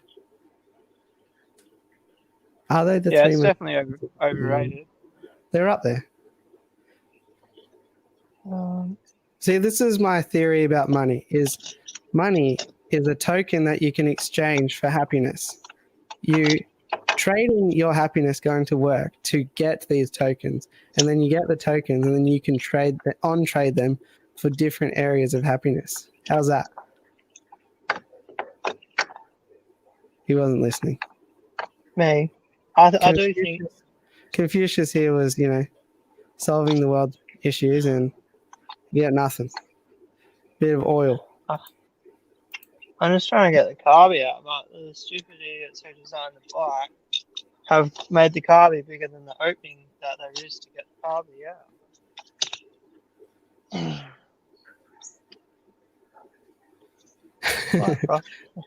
out. Fishy Farmers exhaled ginger ale on the lungfish comment. Yeah, he's but is it betrothed? I shouldn't say word, but I'm not sure if they're the right word or not, but he's about to be married, I think. And if the government will let me. Yeah, Shep, just give us a thumbs up whenever you're ready again. We can. All right, cool. Yeah, I think the phone needed a bit of juice. Welcome back. So. Yeah, good to be back. Yeah, we're up to about 15% now, so. I was going to talk about him, but he's here now, so I won't. He was going to talk about you, so maybe I should kick you out. I feel like I've heard the name Shep before, and I know you, but I don't know you, if that makes sense. Yeah, I'm not sure. Maybe a long lost brothers or something. Whoa, calm down. Hang on. Both put your faces close to the camera. We might. Oh, watch out. Watch out. This is close. This is as close as if you've ever been to the Denny Ute Master, I might have met you at one stage. Oh, no. You'll never guess where I was born, Shep. Yeah, I heard you say that before. I've never been to a Ute Master. The closest thing I've been to is dirt tracks, which is kind of just as bogan, but different. Yeah, just not as big. Not as much rum. You gotta have your rum. So I couldn't get the carby out, so we're not cleaning the carby, we're just putting it back on. Yeah, bikes are a pain in the ass to work on. Yeah. I was going to say, I've never seen Shep and Rumble in the same room, but I guess we kind of have here right now. But there are similarities about them. Beards. They're both males with beards and hair.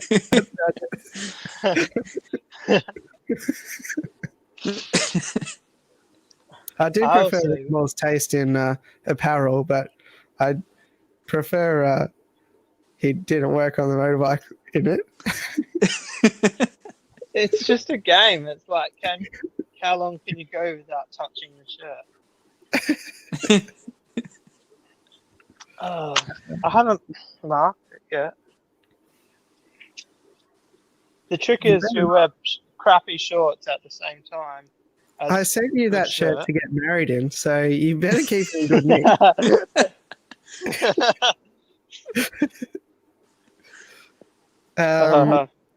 What do we got? We've got a couple of hobby chats going on here. Traveling the world snowboarding. I imagine that would be an expensive hobby. RC stuff is a money pit. Yeah, I could. Oh yeah, definitely. I could get down on. I nearly fell into the RC pit looking up RC boats, like to take baits out for the fishing, like as a piggyback fishing hobby. And people here know that I could get down on a few drones and stuff like that. So that's a bit of a risk, but yeah, RCs could be a good way to empty the wallet. What else have we got? Chevy into fish bikes, a rally car, and 3 Valiants. Yeah, that'll do it. So I can't remember exactly. It's got flowers in it. Where'd you get them from? I can't remember exactly what motor it is in my remote control car, but it's a 4-bolt head. I can't remember. I think it's like Zenith or Zohan. It was like a $400 movie with Adam Sandler. Yeah. But anyway, someone in the chat might know what I'm talking about. But anyway, I bought this built motor for my remote control car. I drove it like twice, and both times I blew the clutch up. So then I bought a better clutch, and I blew the better clutch up. So then I just left it in the shed and never touched it again. So it's literally got like a brand new motor on it.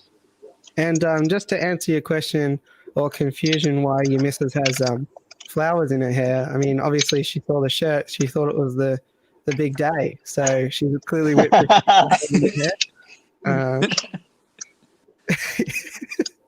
Also, if you missed the start, I got this new piece of kit here for my audio stuff, and it comes with a pretty fun little button.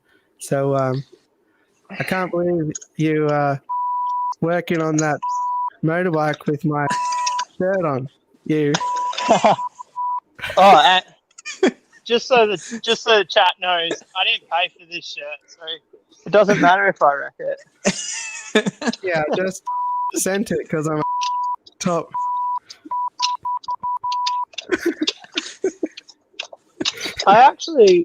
Did I give you my address, or did you just figure it out?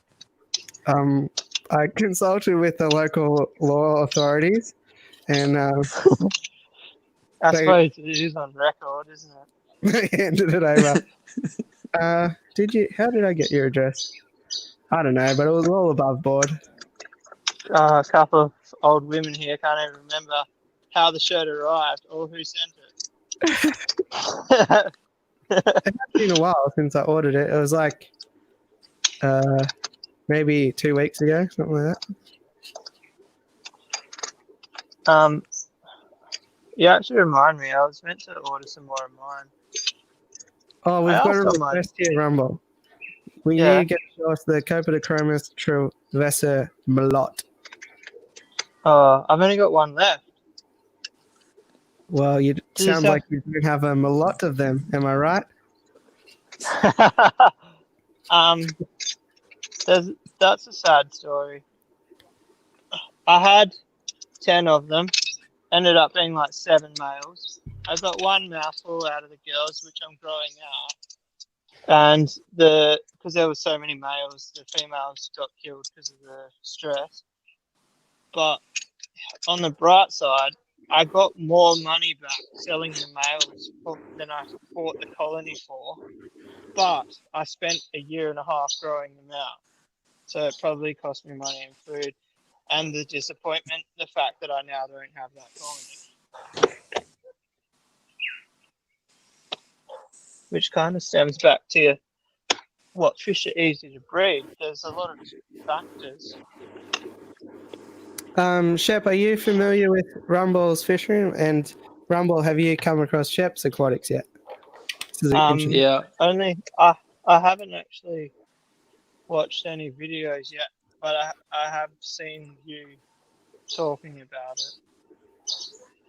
Yeah, I've popped in and watched a couple of Rumble's videos and that. Did it Also- break the screen when my face was on it? No, but I did get a laugh out of the motorbike in the fish room.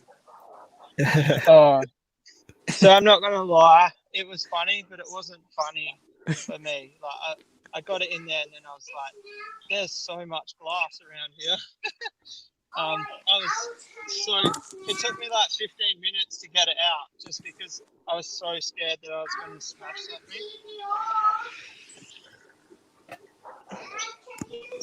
Yeah, Fishy He's taken my hints very well, has he? Oh, he's gone. Is there a ghostly gum behind you, Rumble? Is there a what? Ghostly, not a ghost, a ghostly gum. The tree. Yeah, there's 3 or 4. There's 4, and they scare me a little bit. Yeah, They like to make burst their limbs off at times. Yeah. But I can't afford to get them top down because I spend all my money on fish. I don't want to get them top down, sorry, that's the wrong term. I want to get them trimmed back to a safe amount because there's quite a large amount of tree. Yeah, that could do some damage to a fair bit of flowerhorn. So my shed is, what's my shed? 3 meters. 3, 6, 9.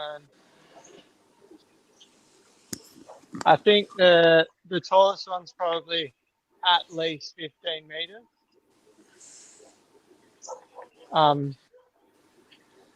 And the one that scares me isn't actually the tallest one. It's that one there. See how the branch is like goes up and then, or goes the other way, goes like that way. Yeah. And look, but it's really hard to do this on camera, you know. See like how far it's leaning over. Yeah. And so to gauge how big they actually are, that top of that shed is like 2.4 meters, and also that fence is on a retaining wall, so that's the top of the fence, and then that's how high the trees are. I got a quote one day to get like 2 branches taken off one of the trees, and I got quoted $1,000. Wow. So, Yeah, terrible choice. And I see him all the time being put in new housing developments and stuff like that. I'm like, that is just, somebody's going to have a headache from that. yeah, That was one of the first things me and the girlfriend did, was cut out the trees and gum trees around the place. Yeah. I mean, they're ripping trees to have in the natural environment, just not around houses and people and objects. Yeah, I've been in the state emergency service for 10 years and just chopping up fucking trees and that fall on people's houses. Yeah. And they've always in question why. Yeah, they scare the hell out of me. And also our main sewerage, like not just my sewerage, the main sewerage for like the whole sector runs directly underneath those trees. Oh, So jeez. Well, that's not good. Yeah, like the neighbour that lives behind me said like a few years ago, or quite a few years ago now, but apparently the trees actually grew into the sewage pipes. But I was kind of hoping. Pardon? Sorry to interrupt. I'll just say hooroo to Lyndon and Aquaz who are heading off. All good. They basically both have said that motorbikes have made them want to leave, so that's all good. Understandable. Well, Lyndon actually did say that, but I'm putting those words in Aquaz's. Nah, have a good shift tomorrow, Az. And welcome back, Max S. Did you hear there was motorbikes on this stream and you've decided to come back? He must have.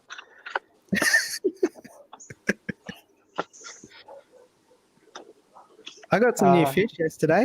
That was pretty exciting. Oh, what did you get? I got some sparkling gouramis. Sound little Yeah. cuties. So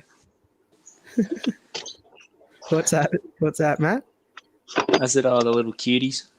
Yeah, exactly. The They're little big rippers. blue eye just looking at you across the room all the time. Yeah, even first night in, when the lights were all off, I shone my torch in there. It's a great way to check out your fish if you have never done it before. Yeah.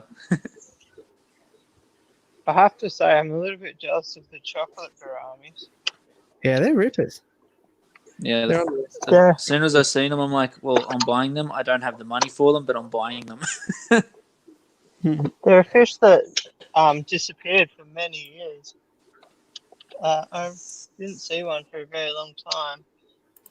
And then I saw them about 12 months ago and I bought them, naturally.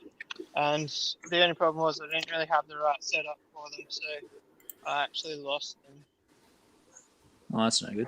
But if I saw them again, I'd put them with my discus, maybe. Yeah, they seem to do all right in my discus tank, so. I'm Oh, pretty sick of interesting. So, discus. I've just done a quick search on the Google machine here, and it says chocolate gouramis are mouth breeders, but on rare occasions will also create a bubble nest. That is interesting. Yeah. Well, I haven't seen any bubble nests yet. But I'm not 100% sure if I've got a pair yet or not either. Because that's I think where I'm eventually headed is like, fish that people say are impossible to breed or whatever. I think like I could head down the track of like some really difficult tetras or something where you need like 4 pH or something and just really going hardcore with it. That's kind of... Oh, everyone stopped at once. That's kind of where the idea of breeding peacock bass came from. Yeah, But and obviously, in one day. it was a week. Nah, so I'm still not out of the woods yet. Apparently, like 5 centimeters is when you're out of the woods. So they're only like 1.5 centimeters, so it's not party time yet.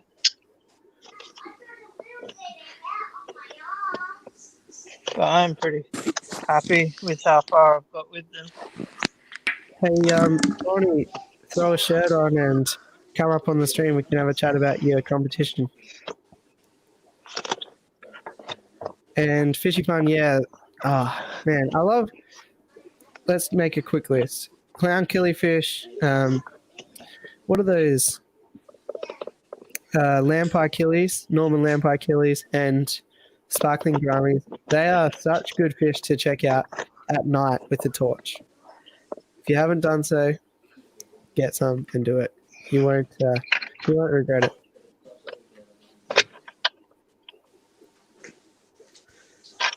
That's okay, Nevaeh. Appreciate you making it here. Anyway, you're about to hit the magical 2-hour mark of the stream where things get a bit raucous, funky, get a bit off the rails. So buckle up. It's about to get crazy. Well, I've got less than 10% left on my battery, so when she runs out, I'll have to go. No, that's all right. I see that the faithful out there have got you nearly to 40, so pretty happy with that. Good effort out there, Pineapple Gang. Appreciate that.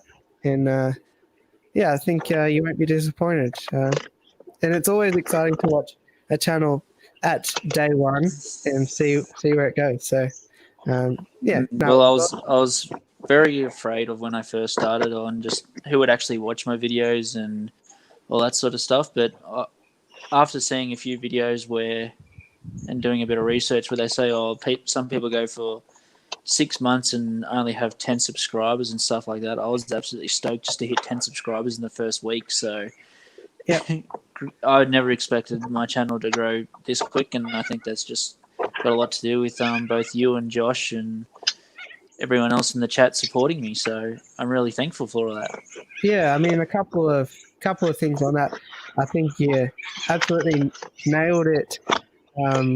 Going to Josh immediately. He's such a great community-minded bloke, and he'll really do anything to help people out. I saw he even shared you out online last night as well. So he just lives and breathes helping others out. So yeah, he's done really well. And in my personal side, I really have to thank him in the chat here, and he might come up once he finishes his dinner. But Blackie, Dr. Black 66, I sat on 20 subs for more than a year, I think, and then he mentioned me on a stream. Immediately got 40 that day, and it's been onward and upward ever since, to the point now where we can have another quick one. Have a quick another celebration here. So certainly we'll never forget. Where am I going? We'll never forget Blackie giving me my start. So yeah, thanks again, Blackie, if you're reading. And yeah, sometimes that's the most difficult thing. You can do the best stuff ever, and I don't think that I did, but but without other people helping you out, you just, nobody finds out about you. So yeah, always consider that, and always try and help out whoever I can. So yeah, but also thanks for coming up and showing us all your tanks and all that. It's been a ripper actually to see some new stuff. So yeah, it's been great. No, like I said, I'm quite happy to bring everyone along with my journey. And like I said, me and the girlfriend have only just moved into this place and brought it in the sort of last 3 months. So that's why everything's sitting on stands in my shed and not in a fish room where it used to be. So I'm very happy to bring everyone along and show them how I build my fish room and central air system and all that sort of stuff. So yeah, I think it'll be really exciting. And yeah, if have a good look at Rumble's early videos. He's got some ripping videos on his like IBC setup for auto water changes, if that's the way you're going to go. Heating the room, setting up the room and all that. And his phone's just died, so it's just the two of us, Rumble. Just the two of us. So on the note of phone battery, I've actually got a 10 milliamp or whatever it's called, 10,000 thingy-mabobby. You probably know better than me. A power bank. Yep. But it's like the big ugly one that nobody buys because they're too big. Yep. But it's good for live streams.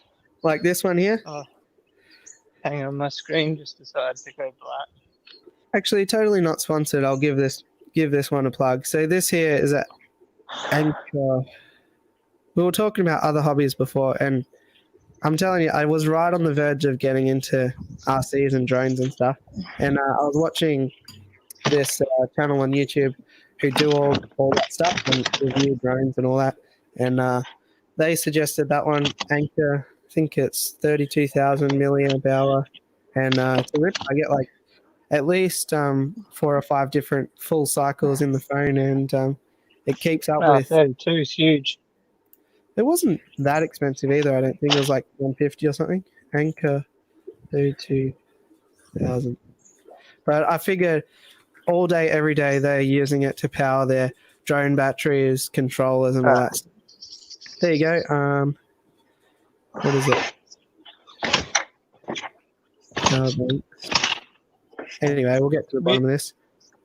I didn't put the air filter on. Mute me if it's too loud. No, you're right. Okay, maybe I'll lie. It's 20,000 amp hours.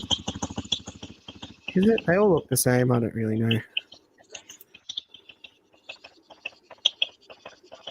Anyway, Anchor, good company. I've been pretty happy with it so far. And yeah, I did no research on it. I just thought these people charge stuff up all day, so we'll roll with that. So they're using it for their RC gear. Yeah, like drone batteries. Their channel. What was it? Drone batteries, man. I didn't think I'd be big enough for a drone battery. we'll give the channel a plug because I thought they were pretty cool. I think it's called like RC Pirates, RC Sailors. That was pretty close. So All right. they've got 200,000 subs, so they don't really need the plug. But yeah, so their whole channel is RC, plane, quad, copters, 4x4s, and all that stuff. And yeah, it wasn't even a dedicated video on it. They were just like, this is what we use to charge up our batteries on site. So anyway, bit of a divergence there. I never thought that a power bank would be big enough to charge a battery for a drone. I guess you can get USB drones, and it's a USB, so. Well, I'll check that link anyway. I think they're a pretty cool little family-friendly channel and all that. I thought they were all right. And yeah, that's okay, Sheps. Maybe you missed it, but I assumed that your phone died. So thanks again for coming up. And yeah, Rumble's 2 hours behind. You're talking about why it's still white, probably. Nevaeh, I did it myself. So yeah, just got a bit crazy, so decided to DIY haircut. 7K positive cases in your state. Wow, that's rough. Sorry to hear that. So we've been kicking goals here in WA. We've had two out of the last 3 days, 0 cases. Yeah, Victoria had 0 cases overnight too, so it's kind of ironic, as I guess the biggest thing we've had to fight against for years and years and years of development, like in terms of our internet network and distance, and now the best asset we have to combat this thing is distance. So kind of ironic, but yeah, sorry to hear about the state of the US, and yeah, I see those figures and it's staggering. So hopefully it gets better soon.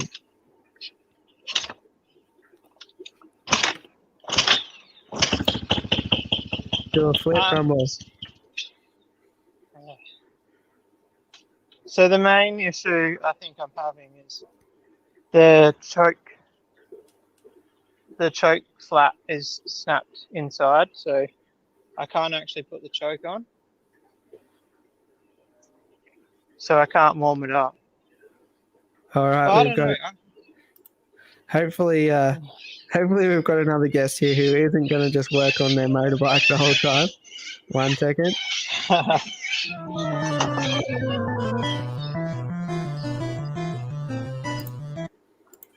Welcome, guest number 3 to 5. G'day. How's it going? A wild prawn appeared. There you go. Oh wait, I just got my bike out back. I'll be back in a sec. You haven't got an old Gemini or something to work on, do you? Or? No, nothing out there. Actually, I do have something on that topic. Like you said to me, if I do Gemini content, you'll unfollow my channel. Yeah. Do you really not like my Gemini that much? I don't dislike your Gemini. I just don't really want to tune in and watch someone work on their car or motorbike for that matter. But you know, I could see you were struggling, so I thought I'd give you a bit of a break on the motorbike until you started working on it in my shirt. Yeah, he's just wiping grease all over it. It's like, oh yeah. Hang on a second. I don't. Just got to blow the nose. I don't think I've wiped grease on it. I reckon we should get some like fish rag merch going. You know, Blake's Aquatics on a fish rag. Just wipe it off. I like that idea. It's still clean. It's still clean. It's interesting, isn't it? Like, yeah, I got some ideas, but like, I just don't like the idea of selling merch. You know. Yeah. Oh, I've struggled to really get anything going. Like, there's stickers that I want to do and stuff, and maybe a shirt or two, but I don't know. It seems like such a bit of a hassle, maybe. Some people have asked me, but and I've got some ideas of like things that would be useful, but I just need to find a way to do it where it costs. Hang on a minute. Where it costs and I get nothing for it, and people get it as cheap as possible, something like that. Yeah, it's probably like, yeah, because I don't want to be making people pay like, $50 for a shirt or something. And then like, yeah, and you don't want to be paying like, so much for this stuff to get out there, cheap, but it's hard to find the fine line, I guess. Yeah, but I'd be keen on making like an embroidered fish room towel, like so I have a Aqua One towel like that. And they just sent that with like an order that I got. It wasn't even from, Aqua One, obviously. It was just like a random order. It was just there. And I was like, that's such a good idea. Like it's really handy. I use it all the time. And it's just one of those things like, yeah, it's super cool. It's almost like a bar mat as well, like that sort of style in a way. Like sometimes I'll just leave it there and it looks nice. If obviously I have to do a lot of practice, but like if I get good at aquascaping, I think it would be cool. Super down the track to do like Blake's Aquatics tools.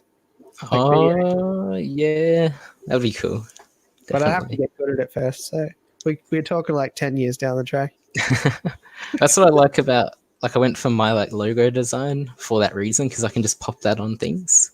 And I like the idea of just being like, have like a shirt just with the logo and it just looks like a brand, not like a, YouTuber thing. I don't know. Something like that, like more of a brand than a, I don't know, just merch in a way. Yeah, or if I that. did like shirts, it would be like in the style of Sam Parker's ones where it's... Oh, yeah. Usually I have an example here, but like funny type ones, and then it might just have like a little Blake's Aquatics like on the back shoulder or something. Yeah, just subtle, nothing like subscribe, QR code. Like why? Because it's really difficult to get a fish shirt for a reasonable price. Like I can only think of, it's not my idea, but it's the fish. What's that? Fish for Thought. He has the Corey game. Like it would be cool to have like a Corey game, and then something on the back, or definitely a pisto something. Yeah. So, Brawny, was that a direct stab at my business card that I made with my... No, I've got business cards. I've got that. I did that as well. I like that. I think you were the one that gave me the idea. I think Zen Ginger was the creator of that. The famous words of QR code. I think I still have it on my OBS, maybe. No, I don't. It's gone. Thought it might be there. All right, Gina French. Also, welcome to the stream. Small area type of rugs to help soak up water would be a great idea. Yeah, that's a good idea. So a little tan towel can come in handy for everything, really. Yeah, like that's the thing, is like I'm not out to make money or anything, but if I can make something that's cool and functional, something that people use and stuff, like, and it's just there. Like, even like, I wouldn't do it because I wouldn't even know where to start, but like those magnet algae scrapers, like that would be cool to just have like surf prawn or something, like a little prawn on it. Yeah, true. We do have a bit of traction here. Engraved aquascape tools would be cool. Yeah, thanks. Right, a doormat. Yeah, that'd be a good one. I've got a Star Wars doormat at the moment in the fish room. I need a doormat. Actually, courtesy of John Johnson. So he got it for Christmas, I think. Magnets are a good idea. Lovely. True. You can't go wrong with a few magnets. Yeah, but I don't know. I think it takes a lot more work than I'm willing to put in at this stage. We had aquarium sponge, but it's like got your colors or something imprinted onto it. Got Blake's Aquatics all across it. You cut it up and it's same. I'm a bit of a fiend for the memes. It would be something like, it'd be a pun, it'd be like, oh, for sure, double rainbow fish, and then it would just have that like guy tripping out, the double rainbow all the way. Yeah. All the way or something, or I don't know. One of my mates on YouTube, who is a mate in real life, he started trying to make surf prawn a lot memes. So expect some interesting things from him. That sounds awesome. Oh, Ryan says socks. That's a ripping idea.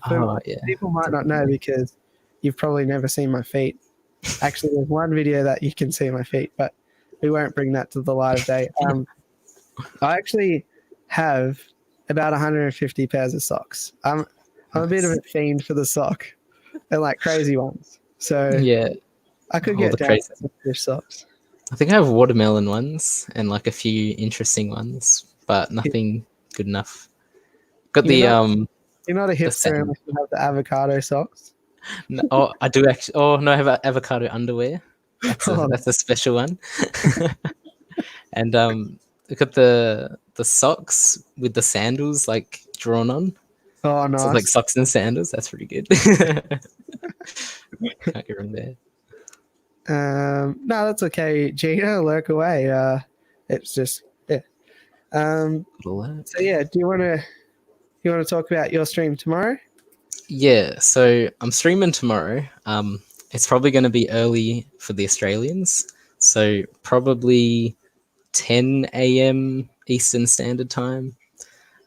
Just so I slot into my normal slot, so it's just a bit better and everyone knows when it is, and I'm not clashing with too many people. And then I'm going to be doing my giveaway, so I'm going to be announcing the winners. So I have a list here, and on this list, you're going to kill me because I used your old URL, but people yeah, nah, that's all right. So yeah, that's my list. It's a long list. I don't actually know how many people are on it. Well, actually, there's about 40 people, but some of them have multiple entries because they did certain different things. On my last stream, I had like quizzes and stuff, and people got a few more entries there. And yeah, it's going to be interesting to see who wins. There's 2 prizes. Got to find my camera. So one is a $30 gift voucher of the winner's choice, and that's going to be worldwide. And then the other one is a Fluval Q.5 or Q.5 air pump, which will be for Australians because of postage. And if you are here and you're not part of the Crustacean Nation, you're on the 330. I feel like there's a milestone on the horizon. Well, I was hoping to be 333 for the stream tomorrow, so it could be like 333 giving away $30, celebrating 300, a lot of threes. But I'm pretty happy with 330. I believe in the power of the people that are here right now. We can make a 333 happen. It's already 332. We can get there. Awesome! Thank you, guys. Need one extra. And yeah, if you enjoy streams, I do stream. I try to stream weekly. Last week I didn't make it, but yeah, I'm going to be doing some more and trying to get some stuff going. Awesome. Just trying to find like a funny meme or something that I can put up to talk about your streams. Oh yeah. Usually, I take no offense. This is the best I've got. That's fair. Actually, that's good. I'm assuming you're on like OBS and stuff. How you can get the little thing that comes up for like donations or subscribers. Oh, I need to talk to you about that. I don't know how to do it. Okay. Well, there's one on there, and it's Plankton coming up, and he goes and does something. And I had that on for a few things, but then I didn't have a place to put it. So I'll just show you. I know you've seen it, but so everyone knows. Yeah. So here you can see like the current subscribers. It doesn't update though, so I don't know what's going on there. But this is like I tried to hack my way in there, putting my second channel as your newest subscriber, and it didn't work. I've taken over the stream.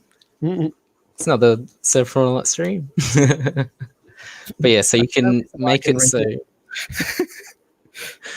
So you can make like all these things move. So if someone subscribes, it'll say like they subscribed and whatever, and the little bar will go up and stuff like that. It's all fun. Awesome.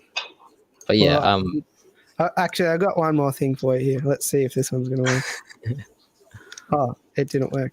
I mean, something happened. We about to get stupid. We about to get stupid. We about to get stupid. Does that suit the stream? Yeah, that suits it definitely. Thanks. But yeah, also I've been growing my bum fluff out, so I do look a bit hairy and scary. And obviously this hair is going a bit crazy. I had a shower before as well, so Look that's forward why. to that. I mean, that'll get you to 350 Oh, for immediately. sure. Well, I was gonna do like I was thinking because this thought came across my mind a while ago. I did like a charity thing, and they were like, "Oh, I actually went to them. I was like, oh, I could shave my hair for like if they raise $100, I'll shave my hair." And then that didn't end up happening. But I thought I could do that for a stream, like I'll cut my hair or whatever, do like shorter and shorter depending on how much I raise. But it's just about finding a good place to donate, I think. Yeah, that'd be good. Yeah, I mean, it would have been good for the bushfire stuff, I guess, but there was money flying all around the place there. So yeah, I'm sure my there's hair wasn't as long. leukemia funds or something like that. Yeah, something like that. Ready. Definitely, because I want the channel to be more than just showing stuff. Want more interaction and more things like that, just to, I don't know, give back, I guess, in a way. That makes sense. It's always an interesting conversation talking about channel direction. You want to sort of, like for me, I think like Blake's Aquatics, people here are into fish, and maybe they're into like, the variety that I've got and all that. But then I was like, 2 terrarium videos back to back. Come on, mate. What are you doing? That's not Aquatics. Yeah. It's not Blake's, what's it? Terrarics? No, I don't know what. Terrariums. Terrariums, like, oh, I don't know, yeah. Geotics, is it? I don't know. I have no clue. There's no channels that aren't called Aquatics. Vivotics. Yeah, might as well be. Right. So it looks like you've got some staunch opposition to cutting that hair. Fishy fun. Do not cut those locks. Gina Frank, do not cut that hair. Well, I might dye it then or something. We'll start small. Okay, we'll dye it. And then see where it goes from there. What do we got happening in here? Dr. Black's showing off his PhD in phonology. Gosh. What if he's so pronounced? Oh, yeah. I always get scared when the orange Sopranolot comes up in the chat. I'm like, what's going on? Someone's saying something. Like, it's just like, oh, you're sharing my thing. So this is also a problem that I have, is I load up a lot of these things and I'm like, oh, sweet. I won't have to worry about it next week, spending hours like loading up things. And then I get too excited and I want to show them all. Yeah. So what else do I got here? Were you here at the start? Did you see my Gryffindor stuff? Oh, yeah, you were here. Yeah, I did. I saw the Dumbledore and then the Friends. My girlfriend's really big into Friends, so as soon as I heard that, I was like, oh, yep. I see where this is going. Did you have to clap? Like, if you do it, and you don't clap. No. Not going to do it. And then there's no clapping? People's minds go crazy. It's not right, is it? It's like, I don't know. There's no way to describe how it's not right. It's just that wrong.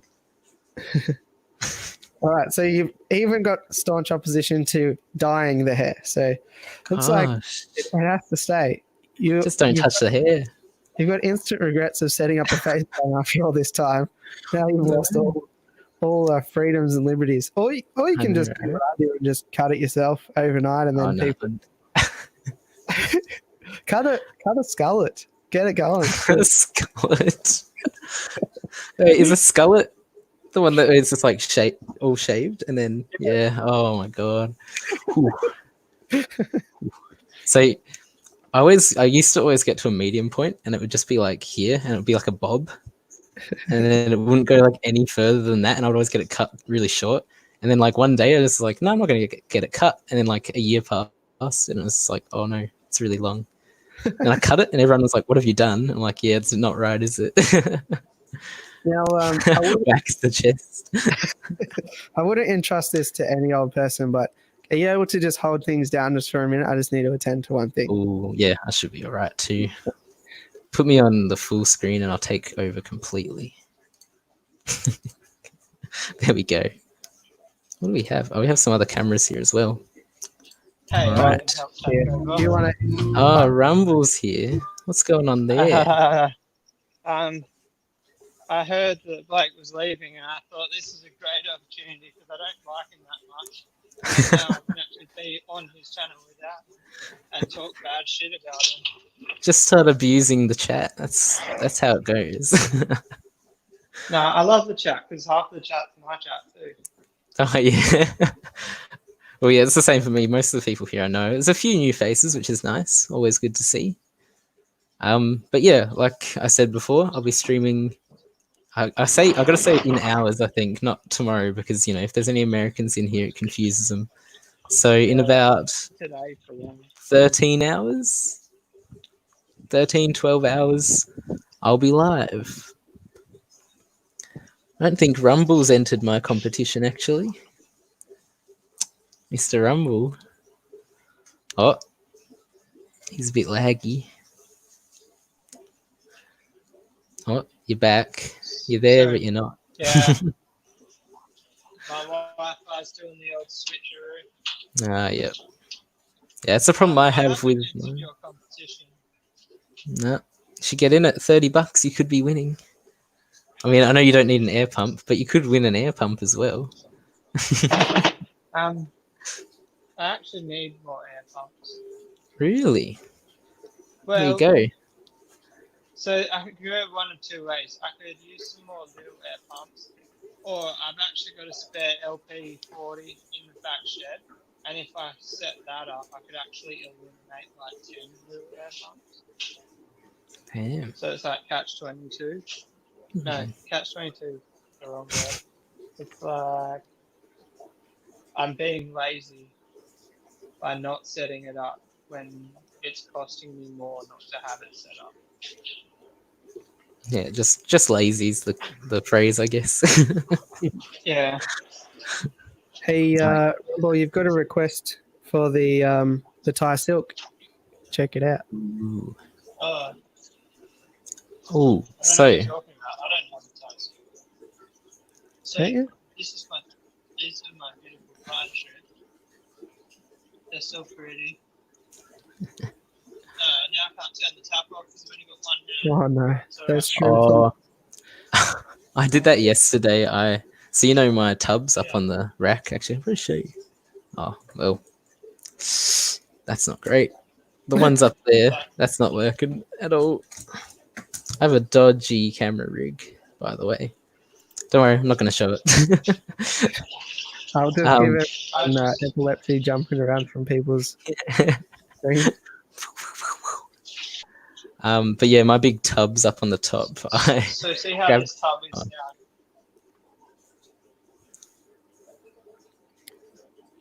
Have you got your hand up, Rumble? Cool. All right, his Wi-Fi's canned him. So you're up. So yeah, my tub's up there. I had a bit of water and I was taking duckweed out of my tank, and then I put it into a little cup, and then I couldn't get the duckweed out of the net. I was like, I'll just add some water in from this tap that I have at the top to wash it all around. Yeah. And then I started doing that, and then it very quickly filled up the cup. And then I was like, uh-oh, and I flicked it up, and water just went flying across my room for like a good 2 seconds. And I was like, well, okay, I guess that's one of the downsides to my little system. That is the joy of working on concrete. I got slate, so it's like all good. Oh, that's pretty. Yeah, you know this because I sent you what it looks like anyway. But I planted out the aquascape tank today, and part of it is I take the rock wool off the plants, and I'm like, oh, I'm gonna put this rock wool in my special rock wool bucket. Just kidding. I'm putting it on the floor because I don't care. Yeah, I usually whack a towel down, but it doesn't even make sense really that I do. I can just easily mop it up if I need. Yeah. But usually I'll whack a towel down and start doing stuff, whatever. But yeah, it's no real fuss for me. Nice. Because my room isn't actually like a bedroom. It's just like a study, but it's got slate, whatever. So I live in there. Yeah, nice. But it works well for fish. Nevaeh, I absolutely have to agree with you there. I usually don't get behind flower horns. Not into faders or red dragons or anything, but Thai silks I can get behind, especially that one. It doesn't have some ridiculous hump that's like the whole size of its body on its head. It's like just, you know, it looks as close to natural as you can get from a man-made fish. I'm not a huge fan of the bulbousness. Yeah, except for a blue acara. Yeah, that's correct. I did immediately look up to the corner to think, like, have I made some ridiculous statement there? So the old female that I had, the Thai silk female, was about 5 centimeters, and it looked almost identical to a blue acara. Yeah. Nobody else could hear what you're saying, but I could. Yeah, well, I'm sort of in the market for a cichlid now, a smaller one. Get behind a few pistos. A pisto seemed like the way because I've got 60 litres. They're overdone. Yeah. No, get Tanganyika. I've got 60 litres to pop them in. Get a pair of McMaster. McMaster, hey? They're the good ones. What about cribbies? Or nah? Get cribs, but I think Aquamate has the cribs covered. Yeah, I thought as much. Yeah, because I am actually pretty keen. Albino, or as I mentioned at the start of the stream, I'm a big fan of the old Nigerian reds, if you can find them. Yeah, that's the other thing, trying to get them down this way. I'm sure they'll be around. Like he says, get a couple of Jags. What could go wrong? Yeah, I do need to. I know I had some like South American cichlids for like in the past. I've had a couple sort of. They won't mind, but I used to take care of them and stuff. I didn't mind how they looked and stuff, but I know I feel like they're a bit too. I don't know, something about them is not as vibrant. I feel some of like the Bolivian rams and those sort of ram ones, stuff like that. I can't keep German blue rams alive. I've tried. That's one thing I've heard a lot, especially I think in Australia. Or at least in South Australia, I know people say the water's a bit too hard, I believe. Yeah, and I think like as a sweeping statement, rams in Australia are so poor genetics. Like they just they're all over. I got them from like 5 different sources, and still they all just eventually died. Like if it was 3 months or a week or 6 months, eventually they die. And I feel like they're not aging out. They're just one day they'll get like the slightest little nick or the slightest little thing, and then they'll just see ya. Bye. Yeah, I was definitely keen on something like that. Because the pistos, do they need like the lower pH, or are they harder? They're not too bad. Like they will benefit from some leaf litter in there anyway. So yeah, I mean, you're a prawn guy, so you'll have heaps of like Indian almond leaves anyway. Yeah, definitely. I was thinking of something like that's sort of there's a look for those sorts of like shrimp tanks, and like I feel like you get your leaves in there and stuff. And would you do aqua soil in there? You reckon? Yeah, I think so. Because they're not just bad on plants. Maybe once they get a bit bigger, but I find they only really mess around with plants that are dead anyway. Yeah. Have a little peck. Yeah, exactly. So yeah, my favorites are McMasterized. Have you seen them before? I think I might even have. I probably have, but I just don't remember the names. I'm sure I have one on the computer here from a previous. Surely. If you have all those bloody memes, surely you've got a picture of a fish. Yeah, well, I don't know. That seems like a bit of a stretch. And Bodgie's in. Bodgie's back. Feel free to come up and Tempsies. You might have missed, but I actually did give you a bit of a pump up before, so. Yeah, I put your link in the chat, mate. Mr. Bodge. Does he know check it about out, like 2 hours and 24 minutes later, you finally have my 100 attention. We'll see how long it lasts. Probably not long. I'm actually like looking at this puzzle right here. You can feel free to do a puzzle. At least it's not bloody working a drill. I like how Rumble's always got something going on. It's so great. Could just watch him doing streams like this forever. Sitting back, working on random stuff, walks past, shows off some fish for a bit, goes back to his whatever he's doing. It's great. I might just start doing 24-hour live streams of one Yeah. fish tank, and that will be my whole channel. You could do it. You'd probably get at least 3 million subs.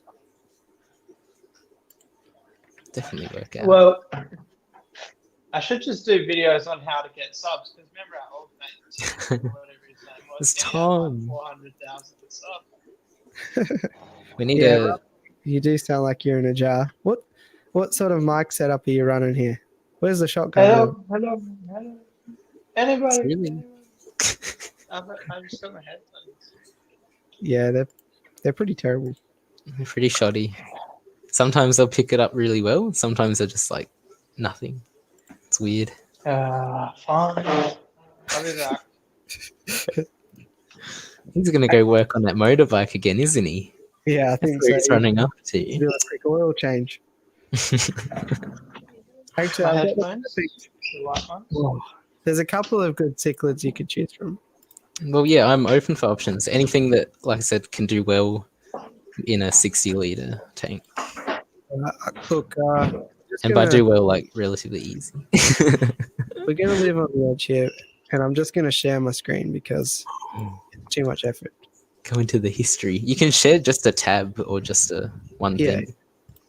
I see a lot of people not doing that, and I'm like, oh, that's so like stressful for me. These are what I like. McMaster golds. Nobody has these.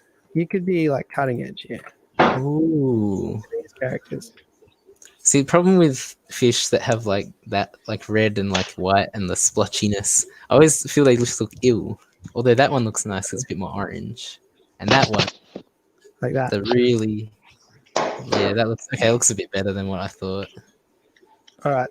What about Yeah, these? These ones can go a bit colder, and they're a bit smaller, so that they might be a good choice for you. Ooh, I do like those guys. That's pretty cool. They So get they're like quite yellow. hot, but they're not very long, so they're a good 60-liter tank choice. I actually have a guppy that has the same color scheme as that. But these are cooler because they're not. Oh, definitely. Oh, definitely. I just say, I've got some crazy guppy colors coming out, and I'm like, what am I going to do with all these crazy guppies? So yeah, Borrelias are a good choice. Or, I mean, I'm partial to them. I have these guys, but the other two nobody has. But I'm quite keen on a Panduro. Yeah. This guy here is a male. It's because he's got blue. And the females. Here you go. Here's a good. That's a female. That's male. Ooh, it's a bit more yellow and like bumbly. Yeah. Bumbly. So with your limited tank space, most times people struggle with the pistos getting sneaker males and stuff. I'm sure you've heard about sneaker males before. Panduros, you don't really have that drama. I mean, the biggest struggle you'll probably have is the shops won't have them this size. Yeah. But they're pretty easy to tell which is which. Okay. I don't mind a Panduro. They've got some attitude. Yeah, most of those are stunning. I guess I'll probably just go for the cheapest one, honestly. Unless one really like stands out in my eyes. But I know it's hard to decide on a new fish for me. Like, yeah, I usually just go off looks, and then like if it's easier to care for, I'll be, oh yeah, I'll try that one out. Yeah. Then yeah. Well, are you about to play a bit of Counter-Strike or? Oh, Yeah, that's it. I can't find my other headphones. I think they might be in the shed. No, but in all seriousness, I think you have streamed with those in-ear ones before, and it's not great. I knew that going into it, but I thought I'd give it one more try. Yeah. I'm excited on the topic of audio. Thirsty should have some ripping audio setup coming in the mail, so he should be sounding crispy when he's next up on the stream. Nice. Sold him I onto wouldn't the mind Rode Smart Lav. Not sponsored. I wouldn't mind getting something that's wireless. That I know. Hang on, wait a minute, Blake. I don't mean that. As a wireless headphones, obviously the Rode mic would be nice, but it wouldn't. I don't think it would work for live streams. But with how much walking around and stuff I do, I just really wish my wireless headphones were good for it. You know what I mean? Yeah. Yeah, I don't think it would work. You can plug headphones into it, but it wouldn't be easy. There's probably a lot easier solutions. Yeah. I'll figure it out one day. What about, I've got another option. You got me onto the topic here of small cichlids. What about these guys, curviceps? You ever heard of them? I have heard of curviceps. I believe Blackie has talked about curviceps before. Okay. They're pretty cool though. I'll still bring them up in case people are curious in the chat. Maybe it was you talking about them. I know. I haven't them before. Bred them. Might have been Blackie then on one of his streams. Here's a curvicep. They take a while to get going. That one looks really funny. I don't mind that one. Yeah, the picture that you're like about to click on. One. They'll look like that for a fair while before they get like kind of like. I don't even mind that. It looks like that yellowy. That's what there's they'll look something really cute about that guy. Yeah, lots of fins, like, and kind of like a spunky sort of. It's like dotty as well. Type shape. So they are a late Acara, as you can see. There's tons of late Acaras. Flag cichlid. It's crazy, man. Because I wouldn't mind doing like something like that with like some little cories in there as well, maybe. Or are they no good with cories? Cories and dwarf cichlids typically, like cories are their sworn enemies. Yeah, because they're both like lower in the tank, aren't they? Yeah. Usually, yeah. Damn. I have other places I can put my cories. I'm trying to think of there's this fish that I'm really keen on, and they are super expensive, and they're sort of related to the later Acaras, but I thought they were Alonicaras. Anyway, I'll just do this in the back. Oh no, Alonicaras are peacocks. So I know a lot of people say like shrimp cannot go with cichlids at all, but I want to test that because everyone said gouramis are no good with shrimp, and I had shrimp with gouramis, and like they were crazy, like they bred like crazy. And I reckon it's all about just having that like cover and stuff, and something I want to really get into and really test out and see like if I can actually get the population rising instead of just sort of like sort of stable. See how it goes. I think, like you say, the main thing you need to think about is cover. If there's cover, you could have any fish in there and they won't eat them. Yeah, I guess it's a bit different. Depends on the cichlid. There's a lot of cichlids. I always find that funny, like cichlid pellets. Like which cichlid is it? Oscar or cichlid pellets like that big, and then there's ones like microscopic almost. Also, just for context, these are the Nigerian reds that I'm all on about. Oh, yep. Nice looking crib, hey? Like, not so much for profit. This is a normal crib. Yeah. And I like them. So just have a bit. Oh, yeah, that looks pretty good. I saw him at my local store, but they were brood stock, so they weren't selling them. Okay. Golden dwarf cichlid. We're going to have some real great inspo happening here. I thought the golden dwarf cichlid was that curviceps. Let's see. Is that the one in your picture, Max? In your icon? I know what these are. These are what I thought my curviceps were for ages, but because they look the same, basically. That's fair. Nana Acara anomala. So they're another type of Acaris family. Let's have a look. Ooh. Yeah, so they're kind of like they're pretty spunky here. $20 from Second Nature Aquariums, not sponsored. Not bad. You take that. Yeah, I would definitely. That's Just need cool. to get onto the research and move some fish around. Definitely got like the neon blue Akara sort of body to him. Like you can see the relationship there. I think that is a neon blue Akara, to be honest. Interesting. Yeah, I don't mind the neon, like stuff like that. The little flashes. It's always cool to watch. Yeah, I used to have a neon blue Akara in with the rainbows and discus, but one day he went rogue and he started digging plants up. Not eating them, not destroying them, just digging them up, just to troll me. And it was Just staring you in the eye, just like ripping it up. It was the same one every time. I was like, I'm onto you, buddy. Yeah, I've never had a fish that like does sort of things like that, like moves like the landscape or whatever, like messes things up. So I'm interested to see how that goes because I struggle like already with keeping plants.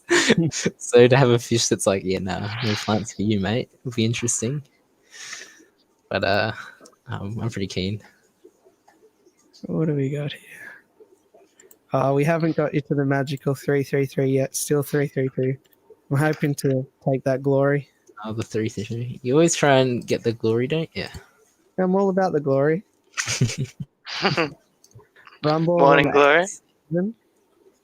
What am I on? 867. Ooh. Since nobody can visit your channel these days, could YouTube remove that? I might have a paste. Oh no. I got it covered. Let's check what I had there. I have Usually quiet this evening, Rumble. Is everything okay? Hashtag are you okay? I'm just really tired. Not acceptable. He accidentally did a oil change on his fish and a water change on his bike. Maybe that's why Yeah, maybe.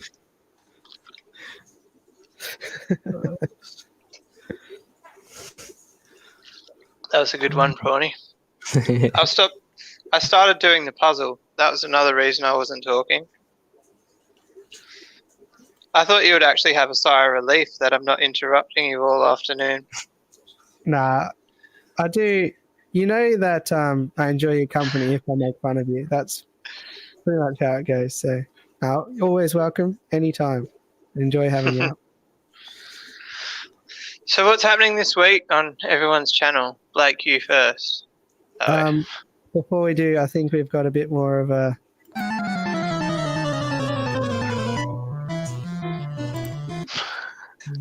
check back. Hey. I don't need much of an excuse to roll out the Pokemon something. That's pretty good. So what's happening? Look, everyone who's here is my favorite people, so I'll give you the full sneak peek treatment. Got a delivery of plants today, so I planted the Aquascape tank, and that was pretty exciting. Probably a reason why the day felt like it went so quickly. So I'll bring up an image of that. So tomorrow I've got that unboxing of the sparkling gouramis, and I talk about a bit of their care. Saturday I might do the planted tank. Not sure. And then Sunday I've got a bit of another terrarium I want to sneak in, but I'm just conscious of not doing much terrarium chat.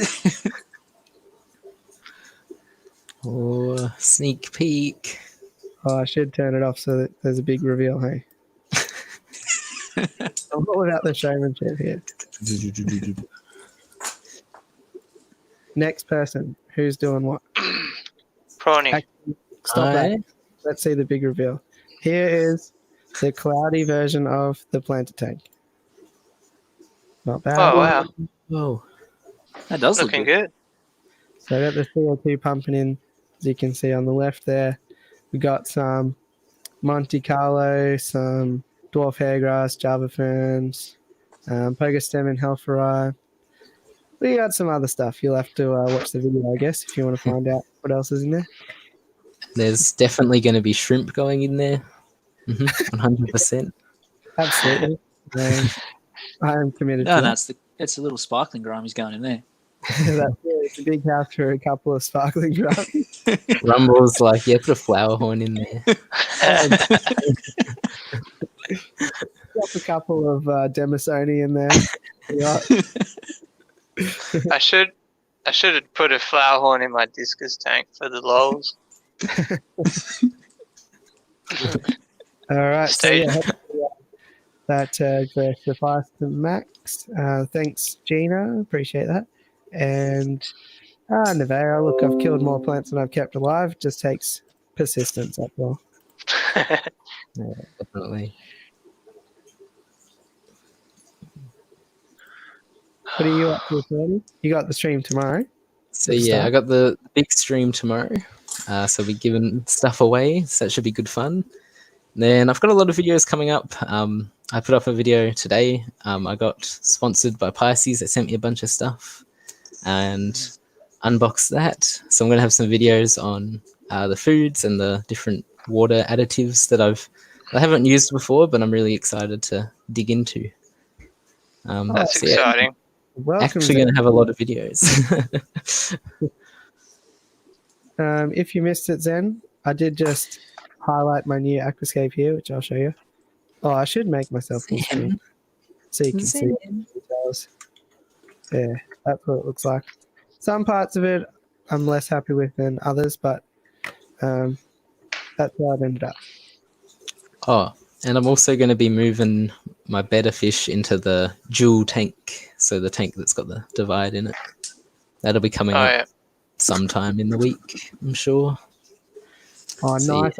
Man, glad K King came through with the goods for you. I think it was a ripper deal. And yeah, I got mine running today when I set up. I need to grab a bigger bottle. Actually, I originally planned to not have it set up for ages, so I've ordered like a better diffuser and stuff. But yeah, I guess so Pisces hooked me up with the plants for that scape as well, and they were all like submerged grown. So I was like, oh sweet, I can fill it up with water straight away. So I had to like scramble, find an old diffuser, crank it in, and all that, like scramble around for a bloody what's it called, like a one-way valve sort of thing. What are those things called? Valve check. All that stuff. Like I had the solenoid and the CO2 bottle connected, but I hadn't really like done it really a good job. So I was like, spraying it down with Windex to make sure it doesn't leak and all that. And if it did have a leak, I was going to be struggling because I just simply didn't have the time. But that's what happens when live plants rock up, and you gotta do your thing. Yeah, just throw a poor man's diffuser in there, fill a bottle up with CO2 upside down. Yeah, the old Gatorade trick. Just get a straw and blow into it. I do. Yeah, Jono, it's got CO2 in it. I'm surprised you didn't do an inline diffuser, Blake. Well, there's no canister on it, so might be a struggle. I don't like canister filters. It annoys me. I'd rather do a no filter than a canister filter. Ooh. The internet won't like you if you do a no filter. I've got lots of no filter tanks. I just don't say that they're no filter tanks. You put a filter on it for the video. You just like stick one in. You only have one filter. You have one sponge filter, and you move it around every tank.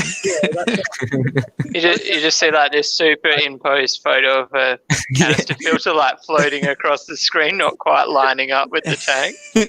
Yeah, I've actually only got one fish tank. Just really good at his editing and his green screen. Stealing everyone else's.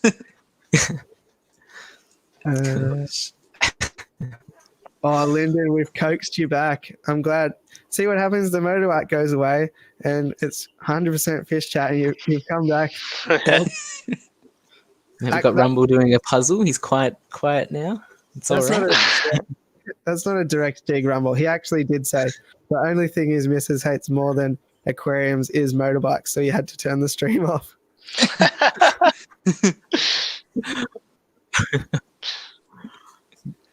And yeah, I've heard that about New Zealand, that things just thrive there. Like the other side of me that's into fishing, I definitely want to do some fishing over there one day.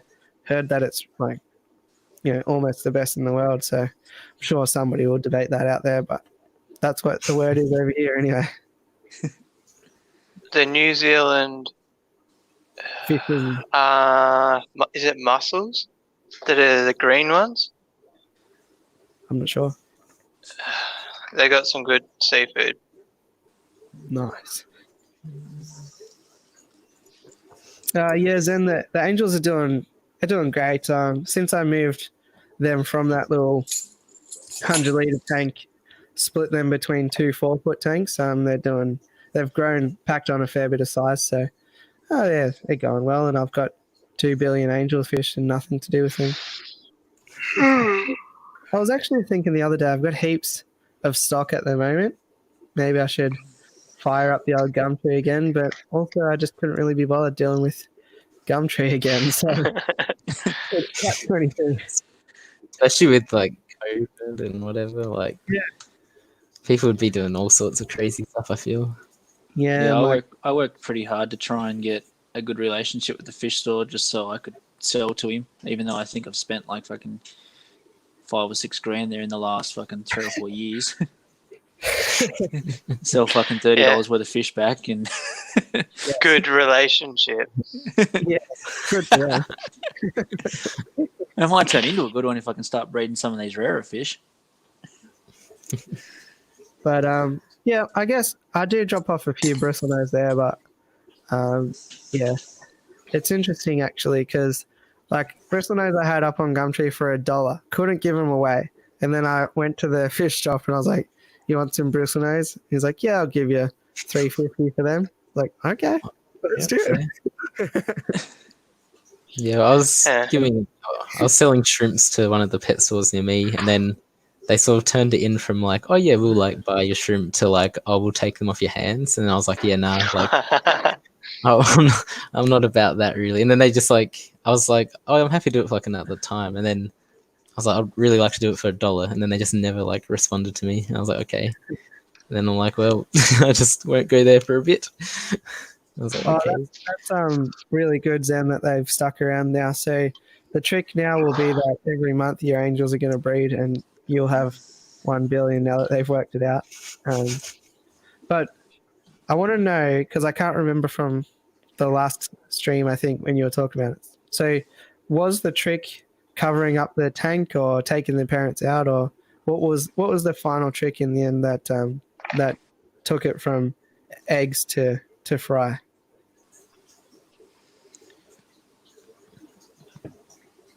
And that's unfortunate. Aussie fish adventures. Some fish? Take some convincing. Like the local one here, they weren't having it at all. First of all, they're like, "Oh, you need to have an ABN and all this," and I said straight up, "I'm not getting an ABN. Like that's just overkill. I just want to drop off some bristlenose, Just give me some credit or something, or I'll just keep it on Gumtree." And then a few times I went in, I was buying, I was like, "Yeah, I got some stuff. Like, if you ever need anything, let me know." And then one day they just said, "Hey, we actually just changed our mind. We can give you basically cash for your fish." I was like, "Yeah, sweet, done deal." So it was, sometimes they're just a bit of a difficult nut to crack. Takes a couple of goes. Yeah, the local fish store here, he only buys off 4 people, and I'm one of them, so it took a little bit to crack him. He got sick of people like selling to him for $5 for like a electric yellow or something like that, but then turning around and selling them on Gumtree for $10, and he's trying to sell them for 15 type thing. So everyone was just sort of double dipping. So he just basically said no to everyone. So you either sell to him or you sell to no one type thing.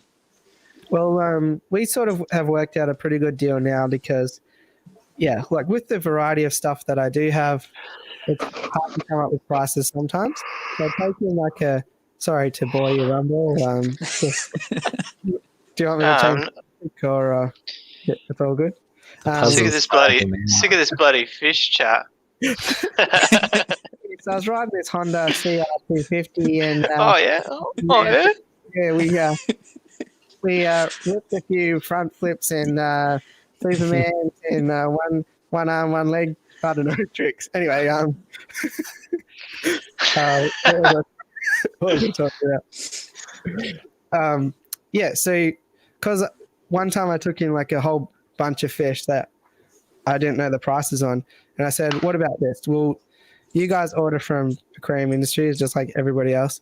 Bring up the list there, and I'll do like 80% of the price that you buy them for wholesale. They're here right now." So they're like, "Yeah, sweet. Works for me, works for them. I don't have to think up prices and try not to offend people," and it worked well. So maybe that's an option people could try, like 50% or 80% or whatever percent of the wholesale price they pay anyway.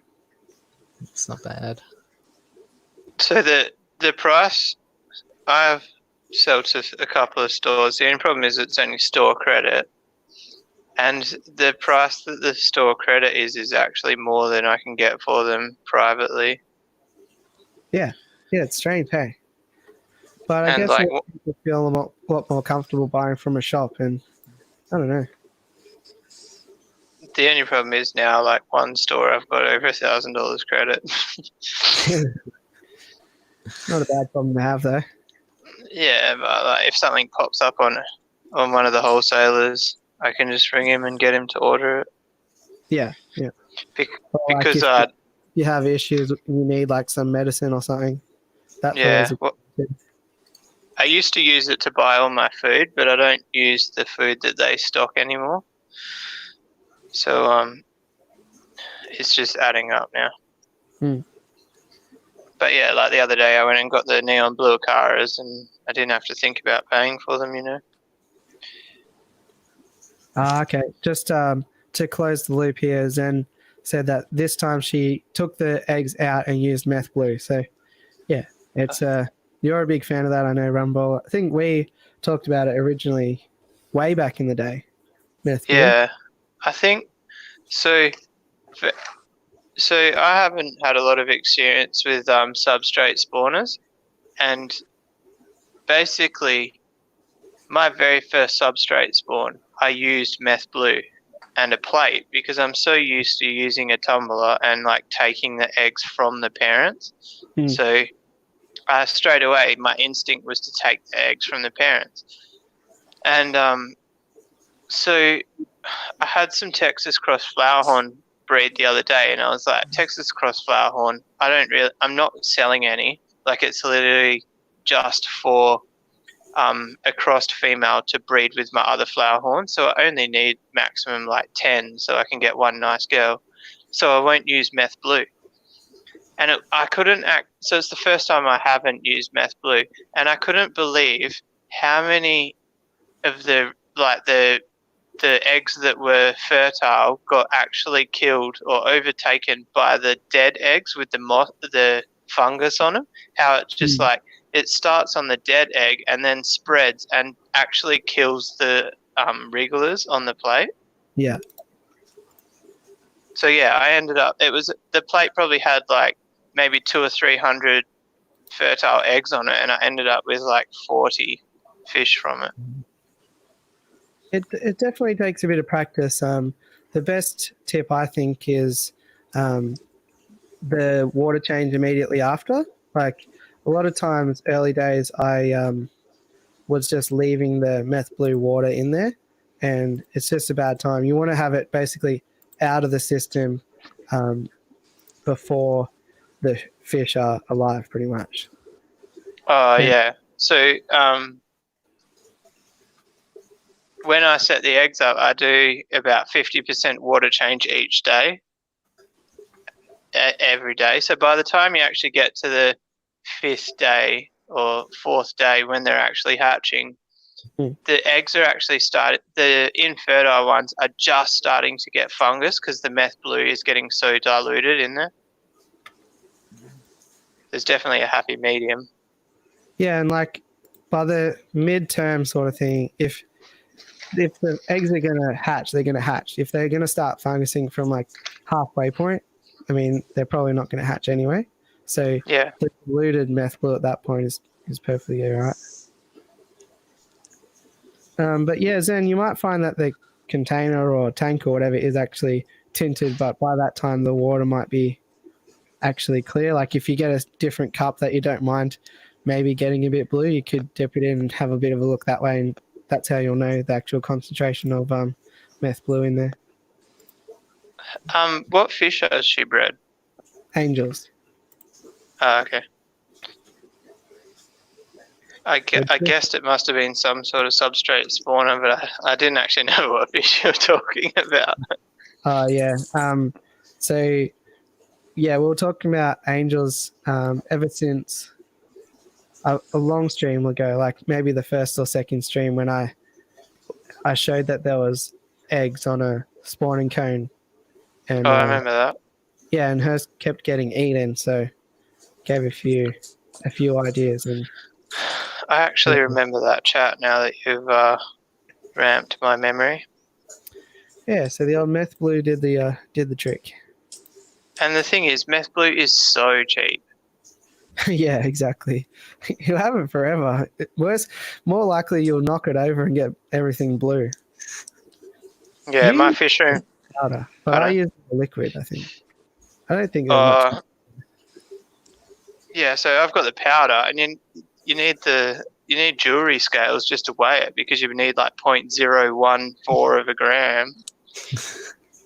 Jeez. Also, g'day Chevy Fish as well. Thanks for coming into the stream. Got both of the Chevys. G'day. Full house of Chevys.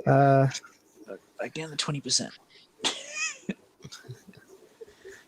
So I'm actually really unorganized. Anybody who's jumped over my channel to try watch my video, I haven't edited it yet. And also, I didn't record a vlog today, so I've got nothing for tomorrow. No. See, Bloody motorbike. I've got a phone that I can't export my video because I have no memory. That's a real catch-22 because I've got too many videos backed up that I download one to the computer so that I can export the edited one and upload that. You've got it down packed with like getting ahead on videos and stuff. Like the most I'm ever ahead is 2 days, and that'll be like a Monday when I've accidentally recorded video for Monday, but then I realized it's a Patreon day and the video is not like a Patreon style video, so then I saved that for Tuesday, and that's about the only time that I'm 2 days ahead. The weekly live stream definitely helps because like today I filmed 2 videos today and I don't have to upload any, so I'm still ahead from yesterday, and now I've got 2 extras in the barrel. Yeah. So, get on a weekly live stream if you can. I usually just upload, like, I'll edit it, upload it all in one go. But recently, like this last week, I've saved them for like another day or whatever. And I think in the coming weeks, I'm going to have a few more like that where I can actually save them up a bit. It's just nice being able to like just click a button and then it's like done, like uploaded, instead of just like, okay, I got to edit, do this, do that. It's nice. The other really awesome thing about a weekly live stream, and I guess it's going to become more important soon, hopefully, is that it gets a lot of watch hours. Just with a couple of 6-hour live streams, like it really helps out with the watch hours. So without the live streams, I would be nowhere close to the 4K hours that I need. Yeah. I've hit 4 hours. Yeah. Hey, I wonder how... to the stream. Yeah, and that's right, Lyndon. You're on the money. I wonder how many watch hours I've got now. You've got a ton of watch hours. You've got watch hours to burn. I'll have a few if you got them. I don't know what mine are, but I just know when I look at, there's like a little scale thing that shows, and mine are like even. So my hours are with my subscribers going up, which is nice. Yeah, nice. So it's just like steady growth, which is cool. It's good to see that stuff. Mine was the opposite to Blake's. I got my watch hours when I was at 500 subs. Yeah, you smashed it. You got a lot of like a really strong regular audience. Like in the first 24, 48 hours, you have. I feel like you have a really, no matter what you do, you have like a couple of hundred people who will watch it. Even if Yeah, he's putting I his think- bike on the camera. Oh no, the bike. The first bike video I did was like 80 views. That's like the lowest video I've had in like 6 months. And then I felt bad for it, and then I thought, hey, if I don't do what I enjoy, then the channel will get stale, and I won't enjoy doing YouTube. So I'm just going to keep doing my daily vlog about what I'm doing daily. But I mean, it does have to be said that then nothing on the Blake's Aquatics audience. They're the best people in the world. Oh, no.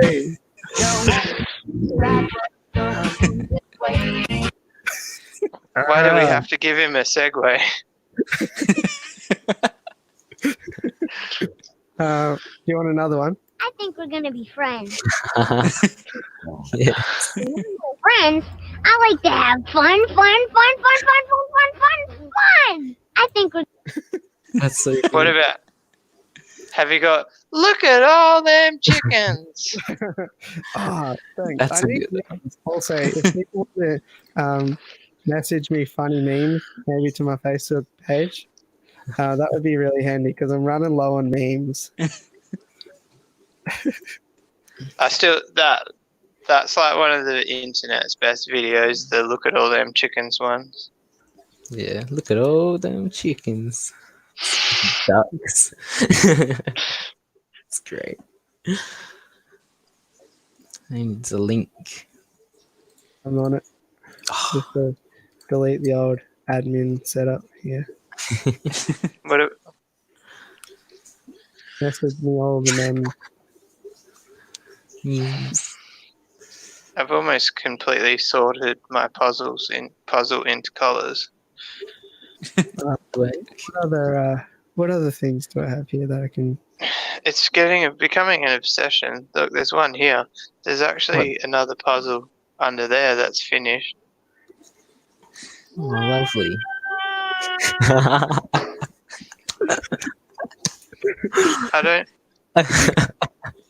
I don't know where the idea of doing a puzzle came from. I just wanted to say thanks. I'm glad you came along, partner. You're my special friend. We about to get stupid. We about to get stupid.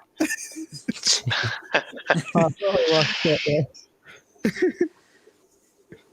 I got one Hey, more. so You want to see this one? This one's pretty good. Oh,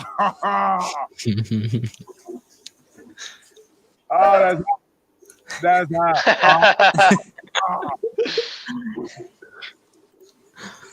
that's good. You've got too much spare time, Blake. Yeah, unfortunately. We have technology. So I tell you about an interesting live stream.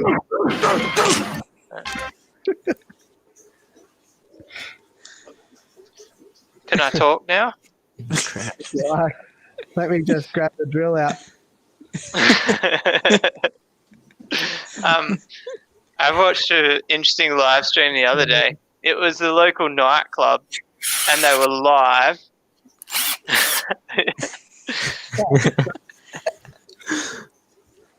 So the night stop. So the nightclub was actually live streaming on Facebook, and there was a DJ playing, but there was nobody in the nightclub. Did anyone hear about the it was like a dubstep concert they did in Minecraft? No. So my brother's really into dubstep, and he came running into my room. He's like, "They're doing it in Minecraft." I went in, and he's like on there, and there's just like all these different characters in there, players, all just like jumping around stuff, watching and listening to this dubstep like thing. It's like, what? So expect a bit more of that. I've actually been listening to heaps of like dubstep and drum and bass the last week for some reason. Just like rekindling old music tastes. Oh yeah.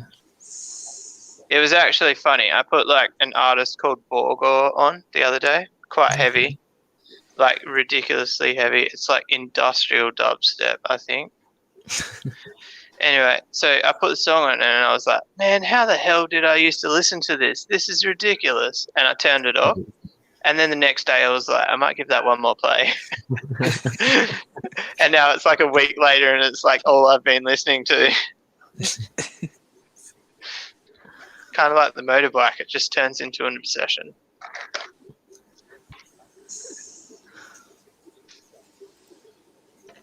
Oh.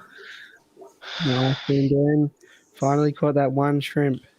Yep, it's my kind of chat. I do have a hack if you want to catch shrimp. Get yourself a 600 mil. Hey, you can't talk about that. That's tomorrow's video. Okay. If you want to catch, shrimp and fish, then watch Rumble Fishing on YouTube. Throw him a sub. Make him happy. You need it. Just if you do, just go to the video and just comment "No more motorbikes." Hashtag.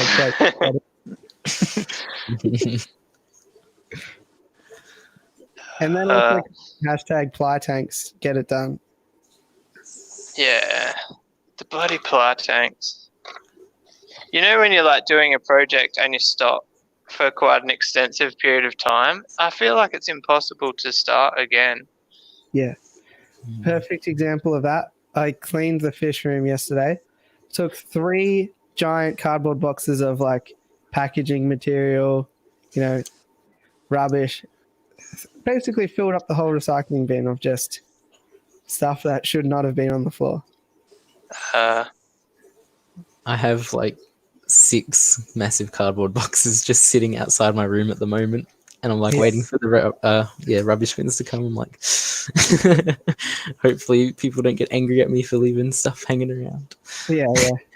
And in a few days' time, you'll have a lot of those like rock wool and net pots and all that to clean up. That'll be a fun job for you. Yeah. Oh, it's good fun, those. I finished, guys.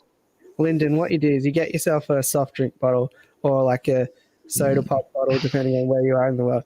You cut the end off, you flip it inside out, and then you put it inside, and then it's a fish trap. And they can put a little food in. Works for shrimp really well. I did a little video on that, I think, a while back. Oh, good job. Good fun. Good for Caught a lot catching of snails too. Yeah, it's a good snail trap. But just keep an eye on it because, like, I put it in a guppy tank once, and guppies, they're not the brightest fish ever. Guppy was in there. I was like, oh my god! I had a pleco go in because I had a algae wafer in it as I was using the bait for shrimp.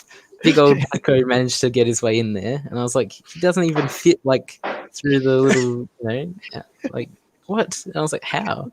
I'm like, okay then. And then obviously they are the worst for getting out because they like suck along, so they can't like get up and swim straight through. Like, that was not great.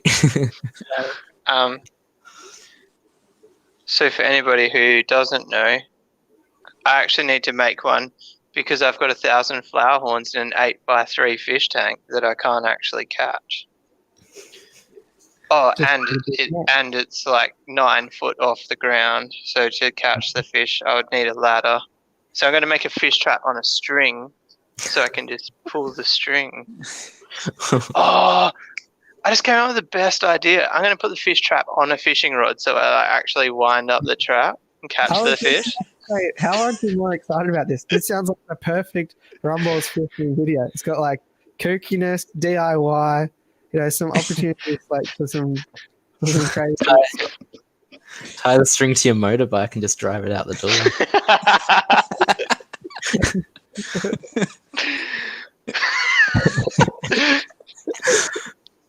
Oh, you still need to do your walking your fish, don't you? Oh, don't tell me. Yeah. Connect a little wagon to the back of the bike. That was the 500 sub reward. So 360 people need to unsub immediately. So there's actually a reason for not doing it. Shyness? So, scared? nah. Lame? Nah, so it's 100% illegal. I got a few negative comments about doing it, and then I was like, oh, I can see how people would think it's negative because I can fully understand that. And then what I did is when I got to 500 subs, I waited to see how many people would actually bring it up and get annoyed if I didn't do it. And Jason from Perth Cichlids is the only person that got annoyed at me for not doing it, so I just dropped it. Oh, I'm annoyed. I'm just a good bloke, so I don't want to hassle you too much. So yeah, that's the only reason I haven't done it is because it's one of the first times that I've got some negative comments on a video. Definitely a bit controversial, I guess. Yeah. If you're taking a fish and whacking it into a tank and doing that. It's a good idea though. It'd be fun. But I kind of, I don't know. I still want to do it like really bad in my head, but yeah, I don't know. Maybe I will, maybe I won't. I've still got the trolley. The trolley will never leave me. I'll definitely do like another park walk or something like that. Just I don't know. People were trolling you for that as well, weren't they? Yeah, like everyone's like, "Oh my god, the fish is gonna die." I'm like, "Watch the video. The fish is like, I've never seen a fish so. I actually thought he was gonna stress out, but he was like popping. His color was bright, and red devils. Red devils go so pale when they're stressed out. So like he was happy, and he was. There was definitely. He was actually less upset than I was ever expecting. I thought there would be some sign of stress and he would lose his color, but he didn't.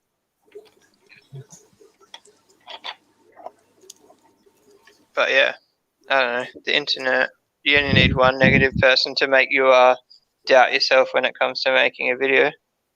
Yeah, definitely. Wait, so you're telling me all I have to do is doubt you and you'll make whatever video I want? Enough with the motorbikes. Actually, enough with the motorbikes in the Blake's Aquatics premium high quality 100% cotton, no poly. I got nothing else shirt. There's no marks on it, I promise. And I've actually just realized I called it black before. It's not black, it's blue. Is it? Should be black. Yeah. It looks relatively black.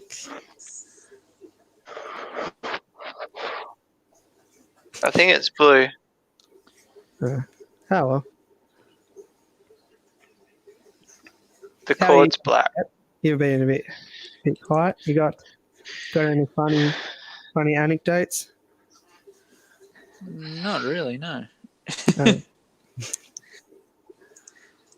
I suppose I can get back to what's coming up on my channel soon. Oh yeah. Since we sort of veered away from all that.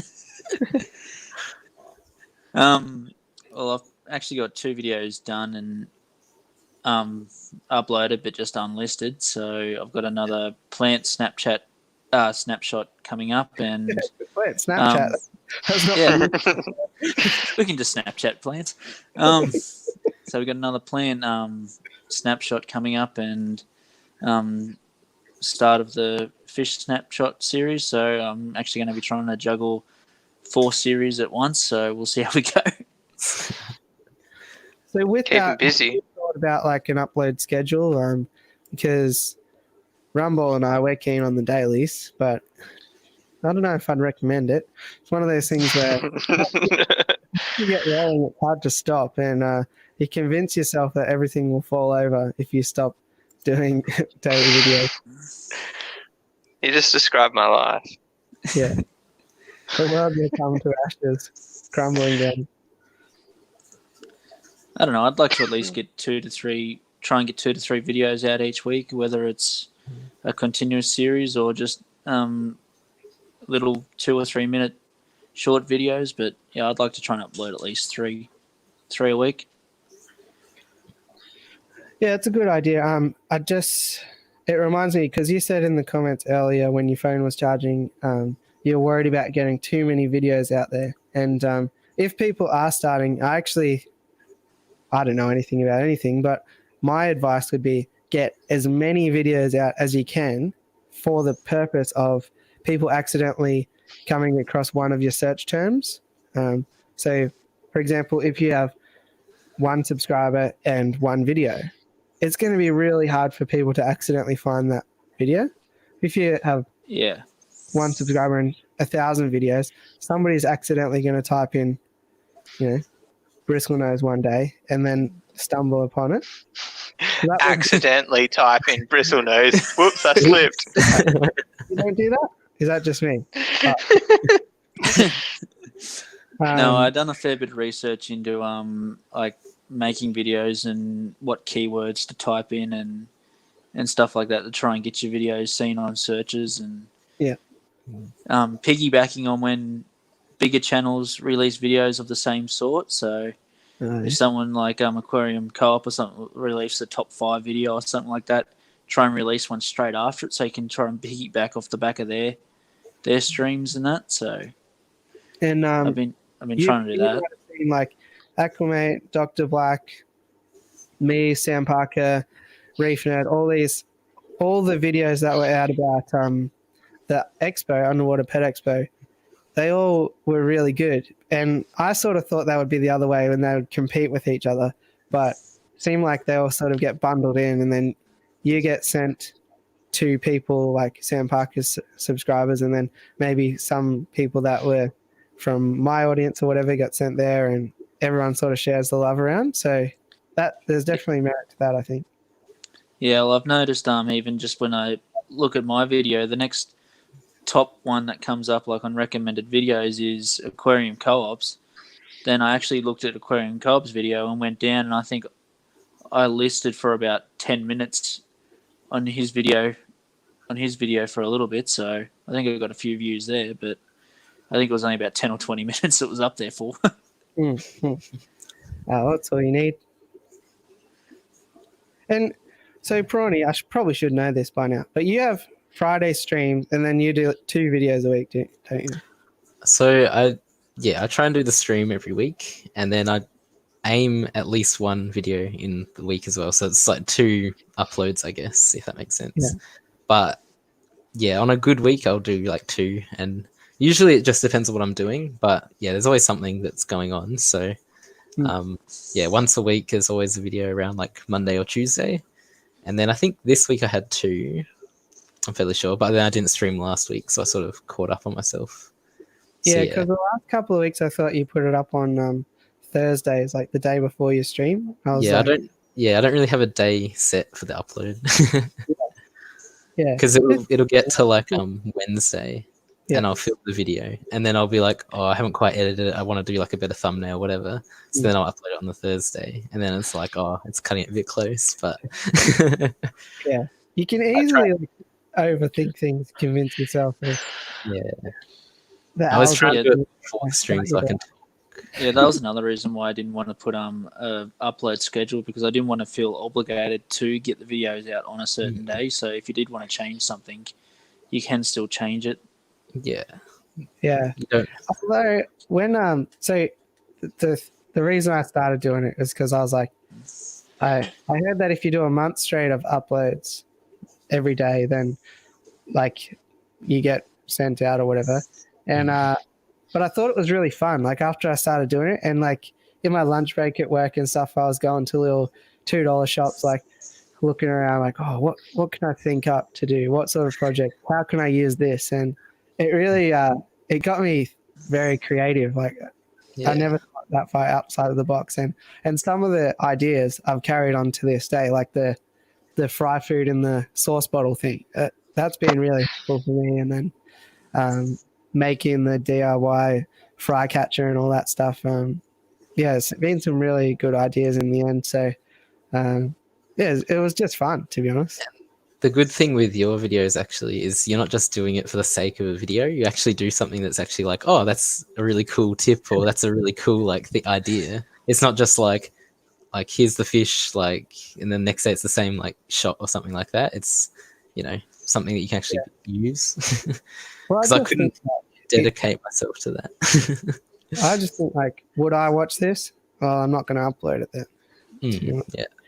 And like, I probably shouldn't admit this, but I do actually watch a fair few of my videos after, because when I'm in amongst it, I'm not actually thinking that much about it. I'm like, all right, what's the step 1, step 2, step 3? And I edit it all together and I don't actually watch it. And then when it goes up, I usually do watch it. And especially all the streams, I watch them back, which is a lot of time. I'm not going to lie, like watching yourself for 6 hours on a Friday is pretty brutal. But I think like you can't get better unless you watch what you've put out. And Yeah, I've done that a couple of times. Most of my videos, I usually have it unlisted for a day or so, and I watch it back 2 or 3 times and tweak like the end screen. And if I've got like too many blank pauses or something, like in my earlier videos before I knew how to overlay photos and that onto a video and all that sort of stuff, I just had these blank pauses with no sound, and that I figure if I go back to them and edit through YouTube and just add a bit of music in the background that doesn't cover my talking, it just makes them better, and I seem to be getting more likes and that after doing that than I did beforehand. And if you are the type of person who has the willpower to, once it's already uploaded in the unlisted section, if you watch it and you see something that you're like, oh, I probably should fix that, and you actually do, power to you. You've done a great job, because heaps of times I'm like, oh. No, I reckon I've watched a good 20 to 30 hours of just other people and how they make videos and all the big YouTubers and that, and all their tips on how to make better videos and all that sort of stuff. So I did try and do a bit of research before I dived into it, but just talking to a blank camera and trying to remember all the information, that's the hard part. Well, my last 2 videos I put up, the first one, there were a few blank spaces in it, and that's because my editing software was just like playing up, and it was pretty much like when I moved the video, it was cutting video away as well, and it's really weird. And so there were a few blank pauses with black screen and nothing. And then I decided to take that down, re-upload it, and then I did that again with my last one, but that wasn't public.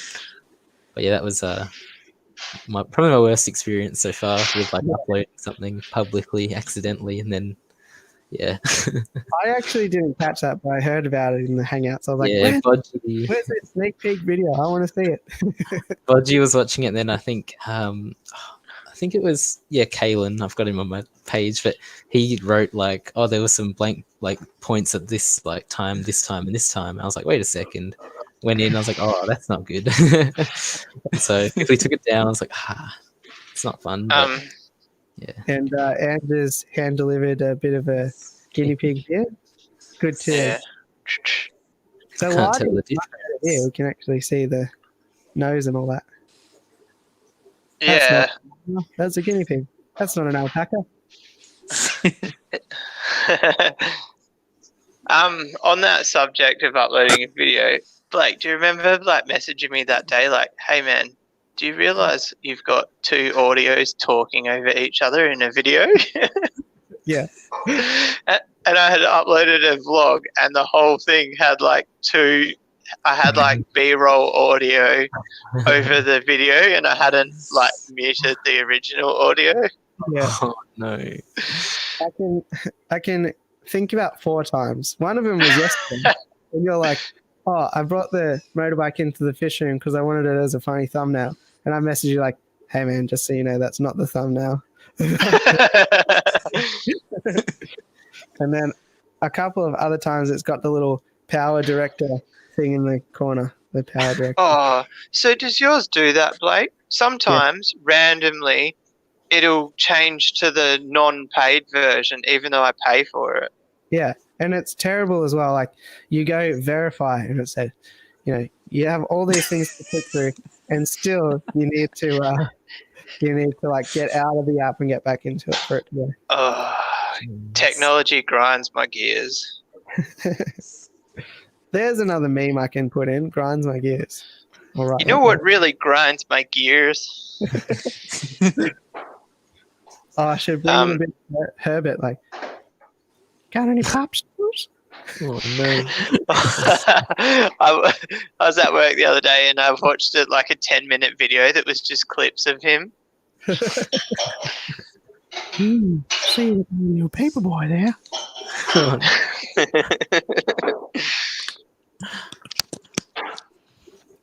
No, you have to get down that wormhole again. That'll make 3 weeks So in a row. guys, I'm gonna have to go because my phone's about to die again. So All good. Yeah, welcome anytime, Matt. catch us on the next one. Get one of these shit. Great having you on. I'm gonna have to, but because I'm using an iPhone and the headset goes into the charger port, so yeah, a little bit harder to do that. Yeah. But I'm definitely looking into Bluetooth fucking headsets. I did order one, but it turned up and it didn't work. So that's a good waiting start. for them to resend it, and hopefully next time it will be a lot better. All right, no worries. Well, have a good So we'll rest of catch the you on night. the next one. Thanks for coming up. Yeah, good to see you on. See you, mate. Nice to meet you. You too. So yeah, I think that was a good intro to Shep. Got him up to 42. So good work, gang. Appreciate it. Good support, everyone here. Yeah, I was really interested to see that little waterfall he's doing because that piece of wood works so well and it runs down really nicely. I was like, that's awesome. He actually sent it to me ages ago, and I said, "You better get the video out quick because I think Acclimate's coming." He's got a bit of a driftwood waterfall happening, so it can be a race. So I really, really want to build another sandfall. Yeah, you should. And it was you guys that actually inspired that because you said, what was your first video? And my first video is actually the sandfall that I built. And like that's one of the very first aquarium projects I ever took on. And it's still probably the best one I've ever done. Those are always really awesome to watch. They work really well. Oh, it was like the coolest thing I've ever built, like hands down. You could sit there and watch it for hours. It looks, I can't explain it. It looks like so, like majestic. Like even though it's not water coming down it, but it I don't know. It looks like like a fantasy jungle with like. You just imagine like a movie where it's got like smoke like trailing down, and you kind of think of it. It looks kind of like smoke instead of waterfall. So I don't think I ever followed up this because I've never tried one before, but I've heard that it's really difficult to keep them going. Like it's really hard to balance out how much comes out and then it'll get clogged or whatever. Or did you find? Yeah, that's the exact reason that I don't have it anymore. Okay. So like it would run for like 2 days and then it would stop because the substrate would fall out of the catchment into the tank. So then I would have to like scoop the substrate back into the little catchment. Yeah. And the tank was like 2'7" deep. So like it was a nightmare to do. So I ended up taking it out. Yeah, I guess a smaller scale one might work a bit better. Just like so I was thinking about doing one in the guppy tanks. Yeah, it would work because you can maintain it a bit easier. You could do a bit better stuff, I think. Yeah. Hey, Prawny, you're a keen OBS guy. Have you figured out to do desktop audio through like? Not through it. Nah. Oh, I think you just add it in. Maybe I would assume. Can you add in audio? No, because your microphone on StreamYard is your microphone, right? The microphone I'm using. Yeah. Yeah, this is just my mic here. And then... So the sound coming from into StreamYard is from your microphone only. So you'd have to play it loud enough so that it would go into the microphone to come out here. Yes, I think so. Oh, my lights went off. I think so. Although I'm sure I've seen, like, you know, he can play videos through OBS. It wouldn't be any different to playing an audio file instead.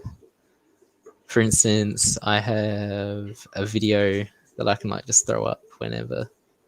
Actually, I don't know where it is, but I have a video that's just like my guppies, and I think it's here. This one.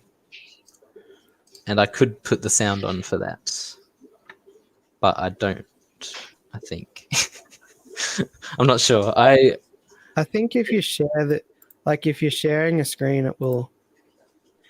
I don't know, but I'll just have a quick look. Oh, maybe not. Oh no, audio input capture. I was gonna say I played around with ages. There's this program called Voice Meter, and that's why like last week my audio was all over the shop. But this week I got myself this Go XLR. Have you heard of them before? No, I can't say I have. It's pretty cool. Like I'm a legit gamer. Like look at this. Oh yeah, I saw that at the start. It said you're a bit of a gamer. Let me turn off the green screen thing. Something I wanted to get going. I think I've said it. I've probably said it on my stream is like what StreamYard has with the little voice like box thing, like the little like this. Check it out. Ooh. I got little buttons here. That's really cool. So it's way easier than stuffing around with some digital interface. Yeah, for sure. It's like boop. I wouldn't mind getting like the Twitch stream things, like the big button square things. What are those things called? It's like something pad. Yeah. I wouldn't mind something like that, just so I can be like, you know, whatever, press the button and it's done. But yeah, I want to get a little audio thing like this going. So like, if I can't be on camera or whatever, or if my camera is not set up, or if I need my, you know, camera for whatever, I can just like leave this up with a little audio thing. Yeah, yeah. Or some other kind of audio visualizer. So if I'm just talking, or if I've got a video in the background, I can have that going.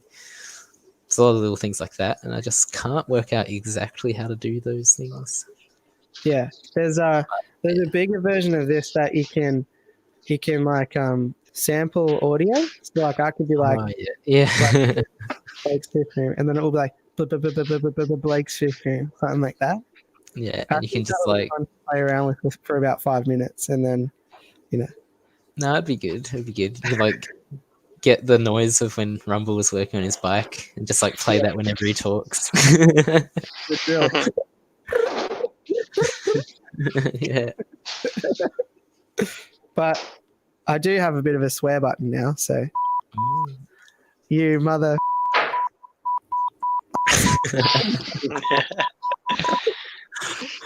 That is so good. Oh, it's useful for me because I don't really swear anyway. But yeah, it's fair. Just do it whenever, like, I don't know, someone's talking, just buff it, and then there's like everyone's like, "Wait, what did they say? Oh my god!" Oh yeah.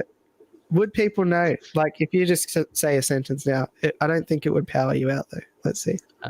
My name is Sir Promelot. Damn. Damn. Yeah, if only there was that'd be so good. I do wish that, like, as the chair of StreamYard, like if you're the host of whoever stream, I wish that you could control other people's audio. Because like, like turn them down a bit. Rumble and Bodgy always have really, really loud audio.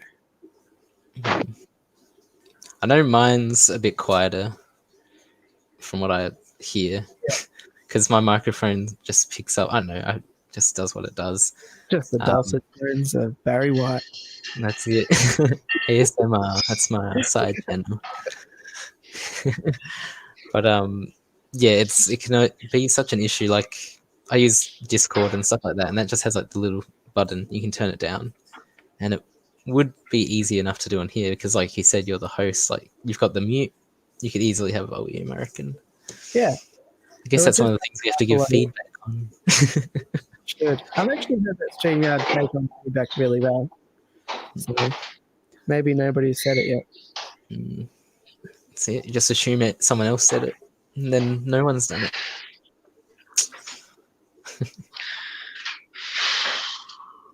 Alright, so I did the easiest part of the puzzle, and now I can't bother doing the rest. What is the puzzle of? Wait, Hang on. like it looks like you've got little elf ears because of the leaves behind you. Like it lined up and you had like little pointy things. I think we're gonna be friends. Oh, okay. Let me see this. Oh, like a Where's Wally cross Gold's Gym. Yeah, That's a interesting puzzle you got there. and then this is the other one that we just did. Bit more traditional. Australia. Oh, yeah. Sydney Harbour. Wow. You know, I just did that whole puzzle and I didn't even click that it was Sydney Harbour. The Opera House. Oh my god. You're either in France or the Sydney Harbour. What an idiot.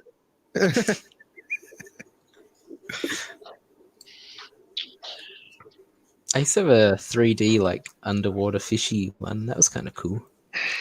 People always go like 3D puzzles are hard, but I don't know. It's similar. I can't say I've ever done a 3D puzzle. That sounds Pretty fancy. crazy. Yeah. I bought myself a bit of a rainy day activity the other day. Actually, hasn't got here yet.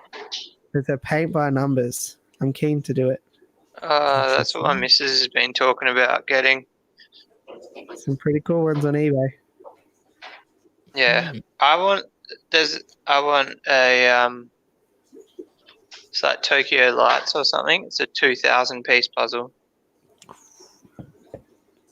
It's in the Disney ones.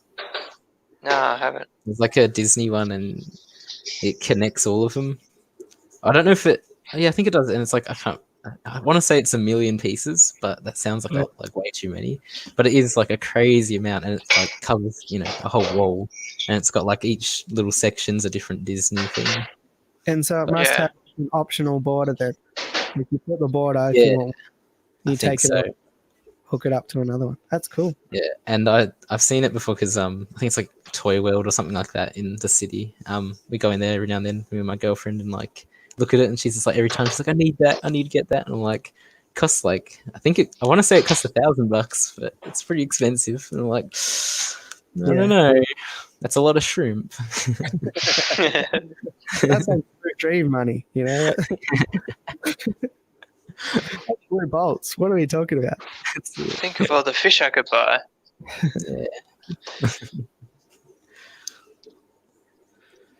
Somehow, I don't think she will see it as shrimp money.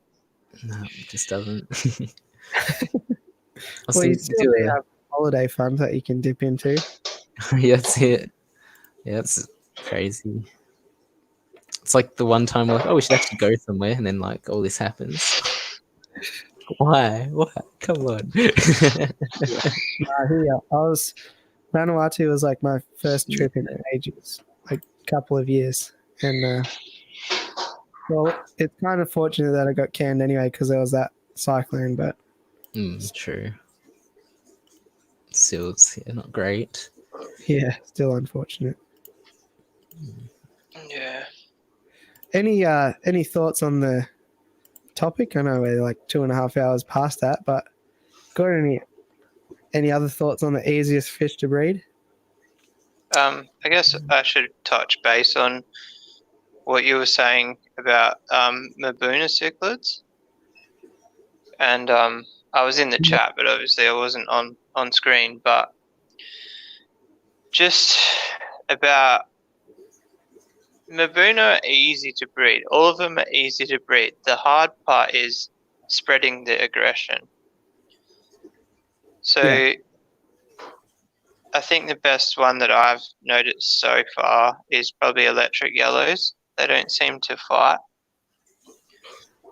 Yeah, I'd agree with The that. ones I've got, the ones there, the Mason Reef, they're absolute psychos. But also like the Labradochromis Mapanga Red, they're quite chilled. But I guess they're Labradochromis, which is the same as an electric yellow, so they're similar fish. So I'm guessing if you wanted to try a Mabuna cichlid as an easy breeder, I definitely think anything from the Labradochromis family. Yeah, no, I think that's a good idea. Although I always struggle with cobalt blues. I think they're Labradochromis, aren't they? No, maybe they're not. No, I don't think so. I don't know what they are, but I've actually got them, and yeah, they're also psychos. I've actually got a girl at the moment I've got to isolate because she's missing her tail. Oh, jeez. Yikes. I was thinking, from my personal experience, and I don't actually know how these fish breed, if they lay eggs, or I'm assuming they lay eggs, but rice fish, or maybe are they live bearers or lay eggs? They lay eggs, and they're kind of cool. They have like a basket. They make a basket with their fins underneath and sort of like drag them around and just deposit them on plants. Yeah, because I bought some, and I think they were already like ready to go, sort of thing. I'm assuming because a few of them were plump, and then I ended up putting them in the pond, and then sure enough, there were fry out there. And like you said before, pond, changes everything. But it definitely worked out. Yeah, that's a great one. Also, Aussie Fish Adventures Fighter Fish was one that I wanted to mention. So thanks for the reminder, because I kind of do think they go easy, but I thought if I said them, people would be like, oh, mine instantly murdered each other and all that. So I didn't want to like cause a stir there, but I think that fighter fish are one of those ones where you can just wake up and be like, I'm breeding betters tomorrow, and then just you can just breed them. So it's got to count for something. But I mean, it depends. I've been on and off trying to breed these bloody koi betters for like 2 weeks now, and they're still just not having it. So I thought, didn't last week you had some success? Yeah, but then they ate the eggs, which is really, really a pain. Yeah, it does suck a bit. Yeah, it's kind of unusual in betters too. Usually they don't. Usually the males are pretty good, but it's just every now and then. Yeah. I've never been able to successfully breed betters, but I don't think I've never really tried super hard. Yeah. It's always like a tank that was for something else that a half-assed set up for the betters. And then I bought like some really quite expensive betters. It was like $50 for a pair, which I thought was pretty expensive. And I like set them up in like a 30-liter tank, like thinking I was doing all the right thing, and then they were actually separated, and I lost the female. They weren't even together, so I don't know what happened. Yeah, not really. Not sure. They're a funny thing, but actually, it's kind of interesting. So, you guys probably know I always had betters out my ears, like from the times that I've bred them. And Jono was asking me if I have any spare, and I'm actually down to like 4 males and then the variety of 7, which is I was looking around, I was like, oh man, I need to put some more betters because get them coming. Yeah, I got room to burn. Yeah. I mean, it's one of those things like a lot of, I want to say it's Jay's better who says it a lot on my streams. He's always like, you should breed your betters and stuff. And I'm like, oh, I don't know. But it does cross my mind every now and then. I'm like, maybe I should just see I wouldn't mind breeding Simba because he's like my favorite one. And like, I know he's been with me so long. I'm like, let's see like what comes out from him sort of thing. But I'd have to find him an acquaintance. Yeah. But yeah. The only thing is, with better breeding, they don't really do it that well when they're old. Like it's Mm. gotta be really young bedders. Yeah, I thought as much. And So- I've said it a few times when I first got him, like he's not the greatest looking bedder and he's not like a high quality one. He was like, I want to say he's like $14 when I bought him, like pretty cheap from pet shop and stuff like that. And you know, he's not like a koi, he's nothing like that, but he's my favorite and he's nice. Oh, sorry, I forgot Shep's. He asked me what the 10 were. Got him here. Topic. So we had rainbows because breeding them's easy, raising them's not. Platy, convicts, shrimp, bristlenose, Mbuna, goopies, Danio, crib, Corrigan. That was the 10.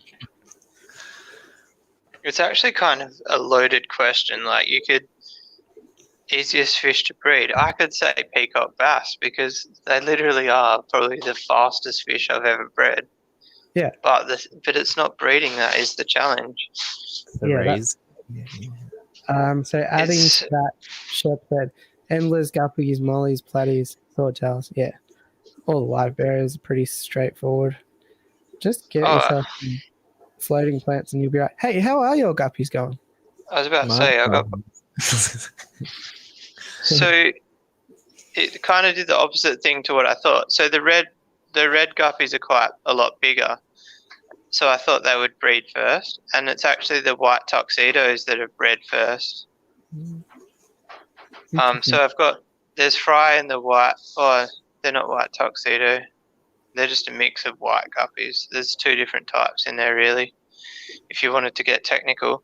But I lost the biggest red guppy girl, and I think she actually got egg bound because she looked like she was about to give birth, and then the next day she was dead.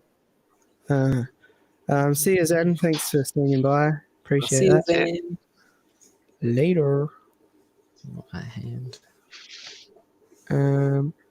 Gina, I'm not a big betta person, but I've recently fell in love with ones I got from Dan's Fish. A betta Anise female. Let's have a look at what those are. They sound cool. I'll just answer Daniel White's question. He says, what type of shrimp am I keeping at the moment? I have just red cherries and blue dreams, but very soon I'm going to be getting some tangerine tigers.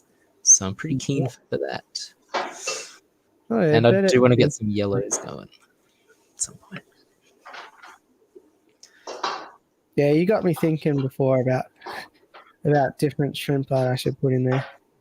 Yeah, I can just like crystals or even tangerine tigers. They've grown on me. At first I was like, oh, they're a bit basic, but the more I look them up and the more I see different photos of different variations, I'm like, oh, okay, I can get around them pretty well. All right, do you know the shrimp that I always wanted? I've seen them in shops, but I've just never had the opportunity to get them. What's that? Red wine Masuras. Ooh, Masuras, they're nice. I like the blue. The blues are, in my opinion, are better. But oh, that's controversial. I mean, it's hard to say.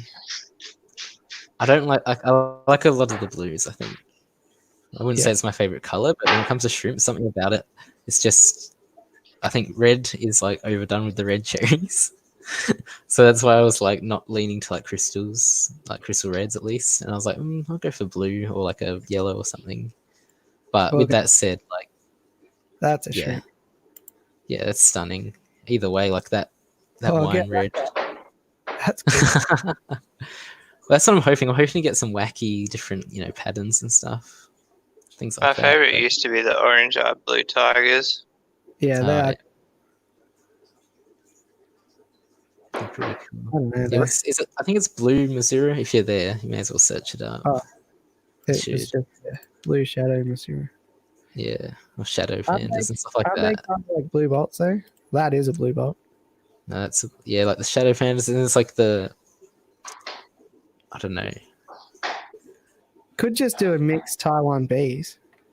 Well, that's what I want to do in the future. But if you're, I don't know, that was you.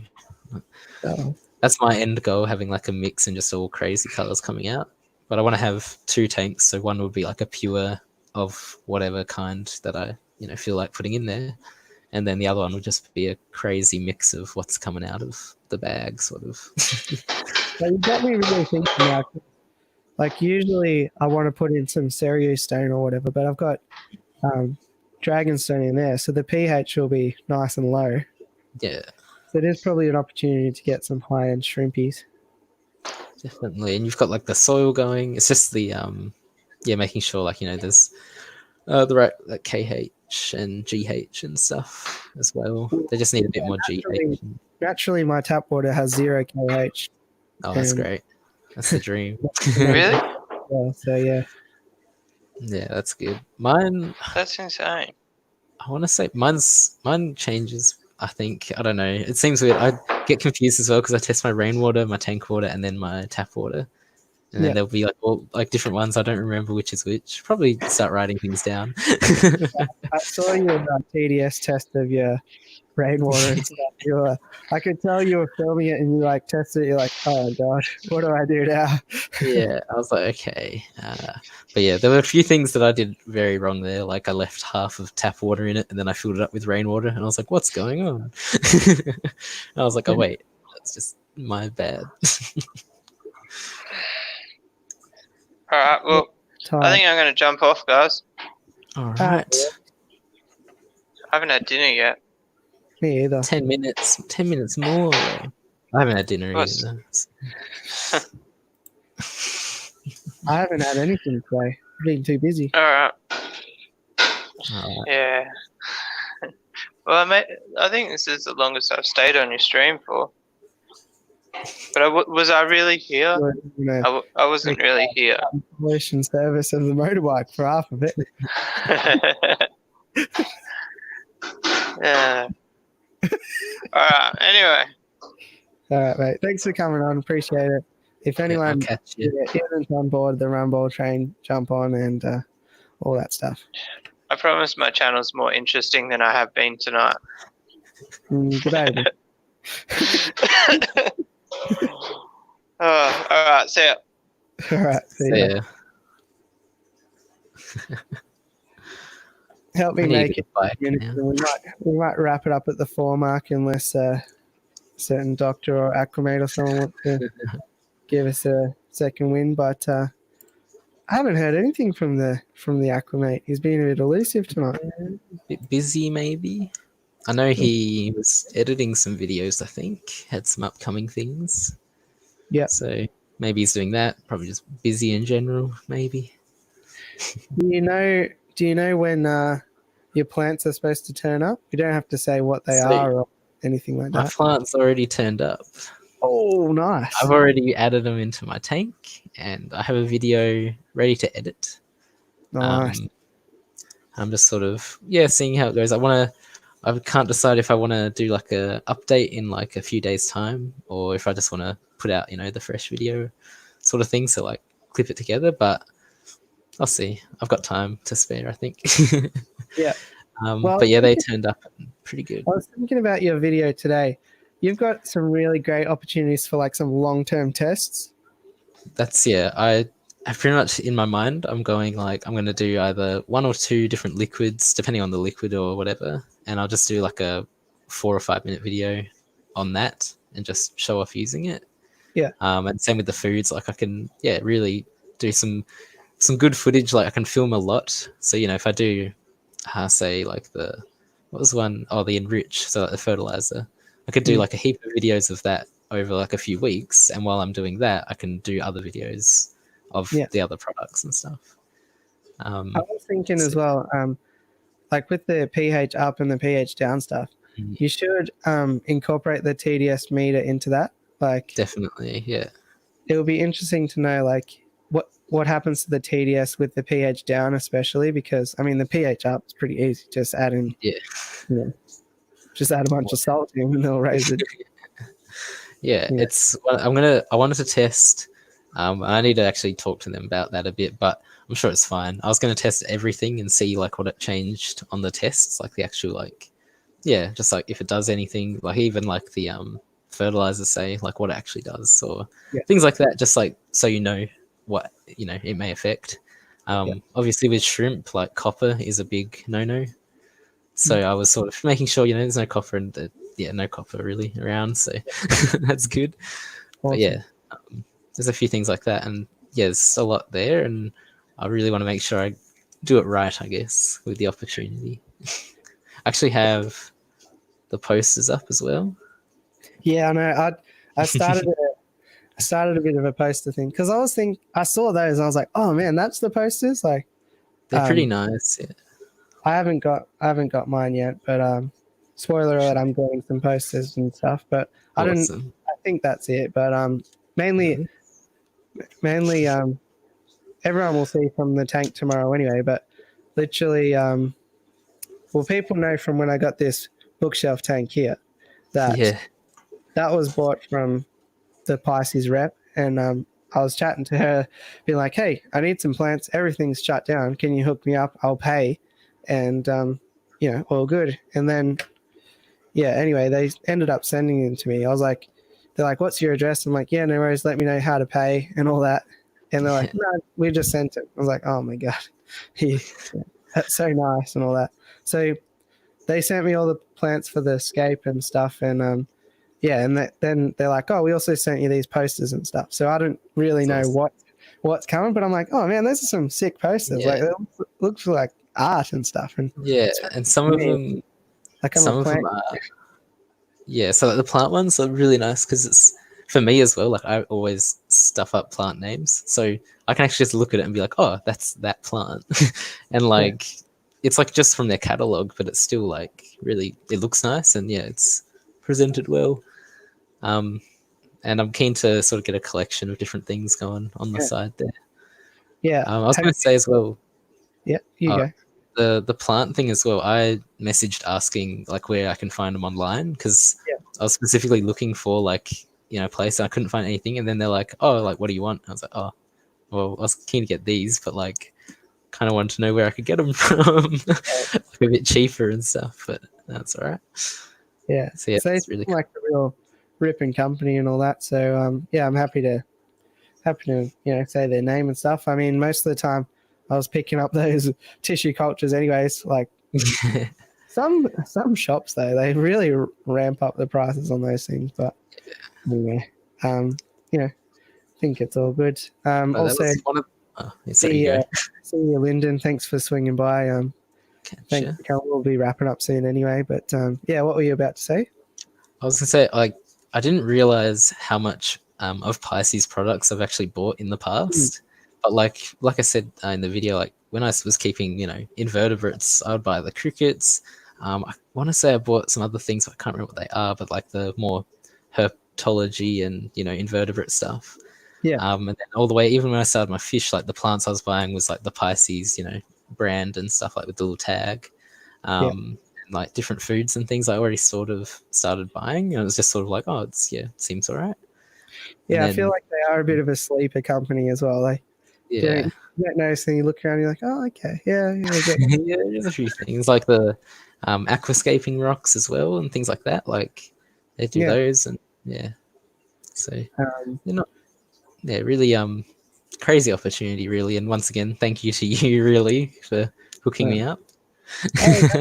All I gave you was a contact. You did the rest. Yeah, true. But like it's not going to be an ongoing thing for me. I was expecting to pay, so that's it. So that's all good. Lost my train of thought now where I was going to go with that. That's what I was like. So since I knew that was posted, I stuck up when Sam came here, he gave me some Underwater Pet Expo posters. So I'm going to start like a bit of a wall sort of thing. And have you ever seen those Azu posters? Like, I want to say I probably have, but I couldn't say off the top of my head. I want to get that shrimp poster, the shrimp chart one, because it's a nice piece of art. Yeah, see, that's these Azu ones. As soon as I bring it up, you'll know. But the only thing is like they're like $50 from Amazon and stuff to buy. Yeah, I've noticed that. Yeah, okay, I have seen those ones.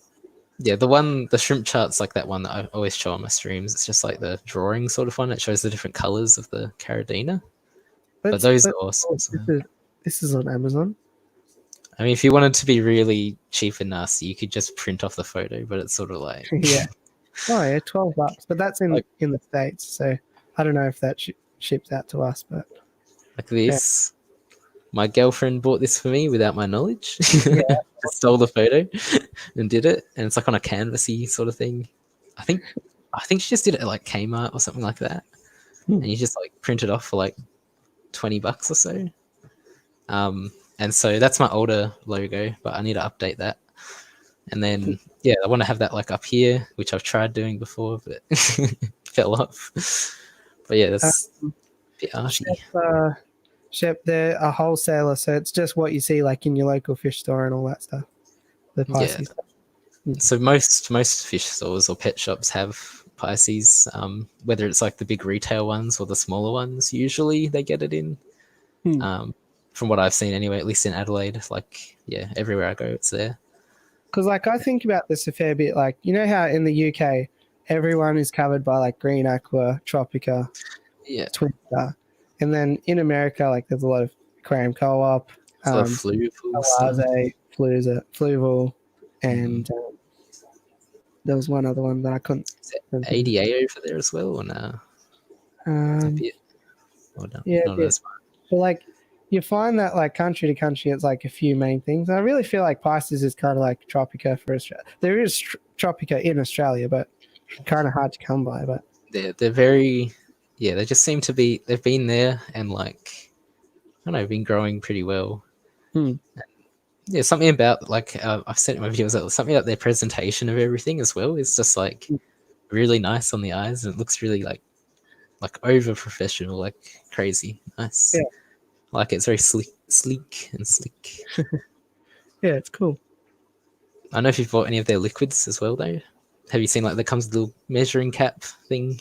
Yeah. That was something that I was like, oh my god, that's so helpful. Like, well, I got to use from the expo as well because they would. Yeah, that's right. Bags and that. Yeah, of course. Good old show bags. So yeah, that's to come, I guess. Other exciting videos this week. If you've never heard of the Botanica Boutique, have you ever heard of them before? No, that's not to do with what you did with that vase thing, was it? Oh wait, you talked about this last week, didn't you? It was like the little, the stone. What was it on marble? I do remember you talking about it, and you showed the prices, and I was like, oh, okay. I don't think I'll be getting one of these anytime soon. Jeez, but they look awesome. Definitely worth the money. They do is like the Sanctuary M. It's called. I've got two of them. I got two of these things to play with, so. They look awesome. I'm really keen to see how they. I paid retail for them, so.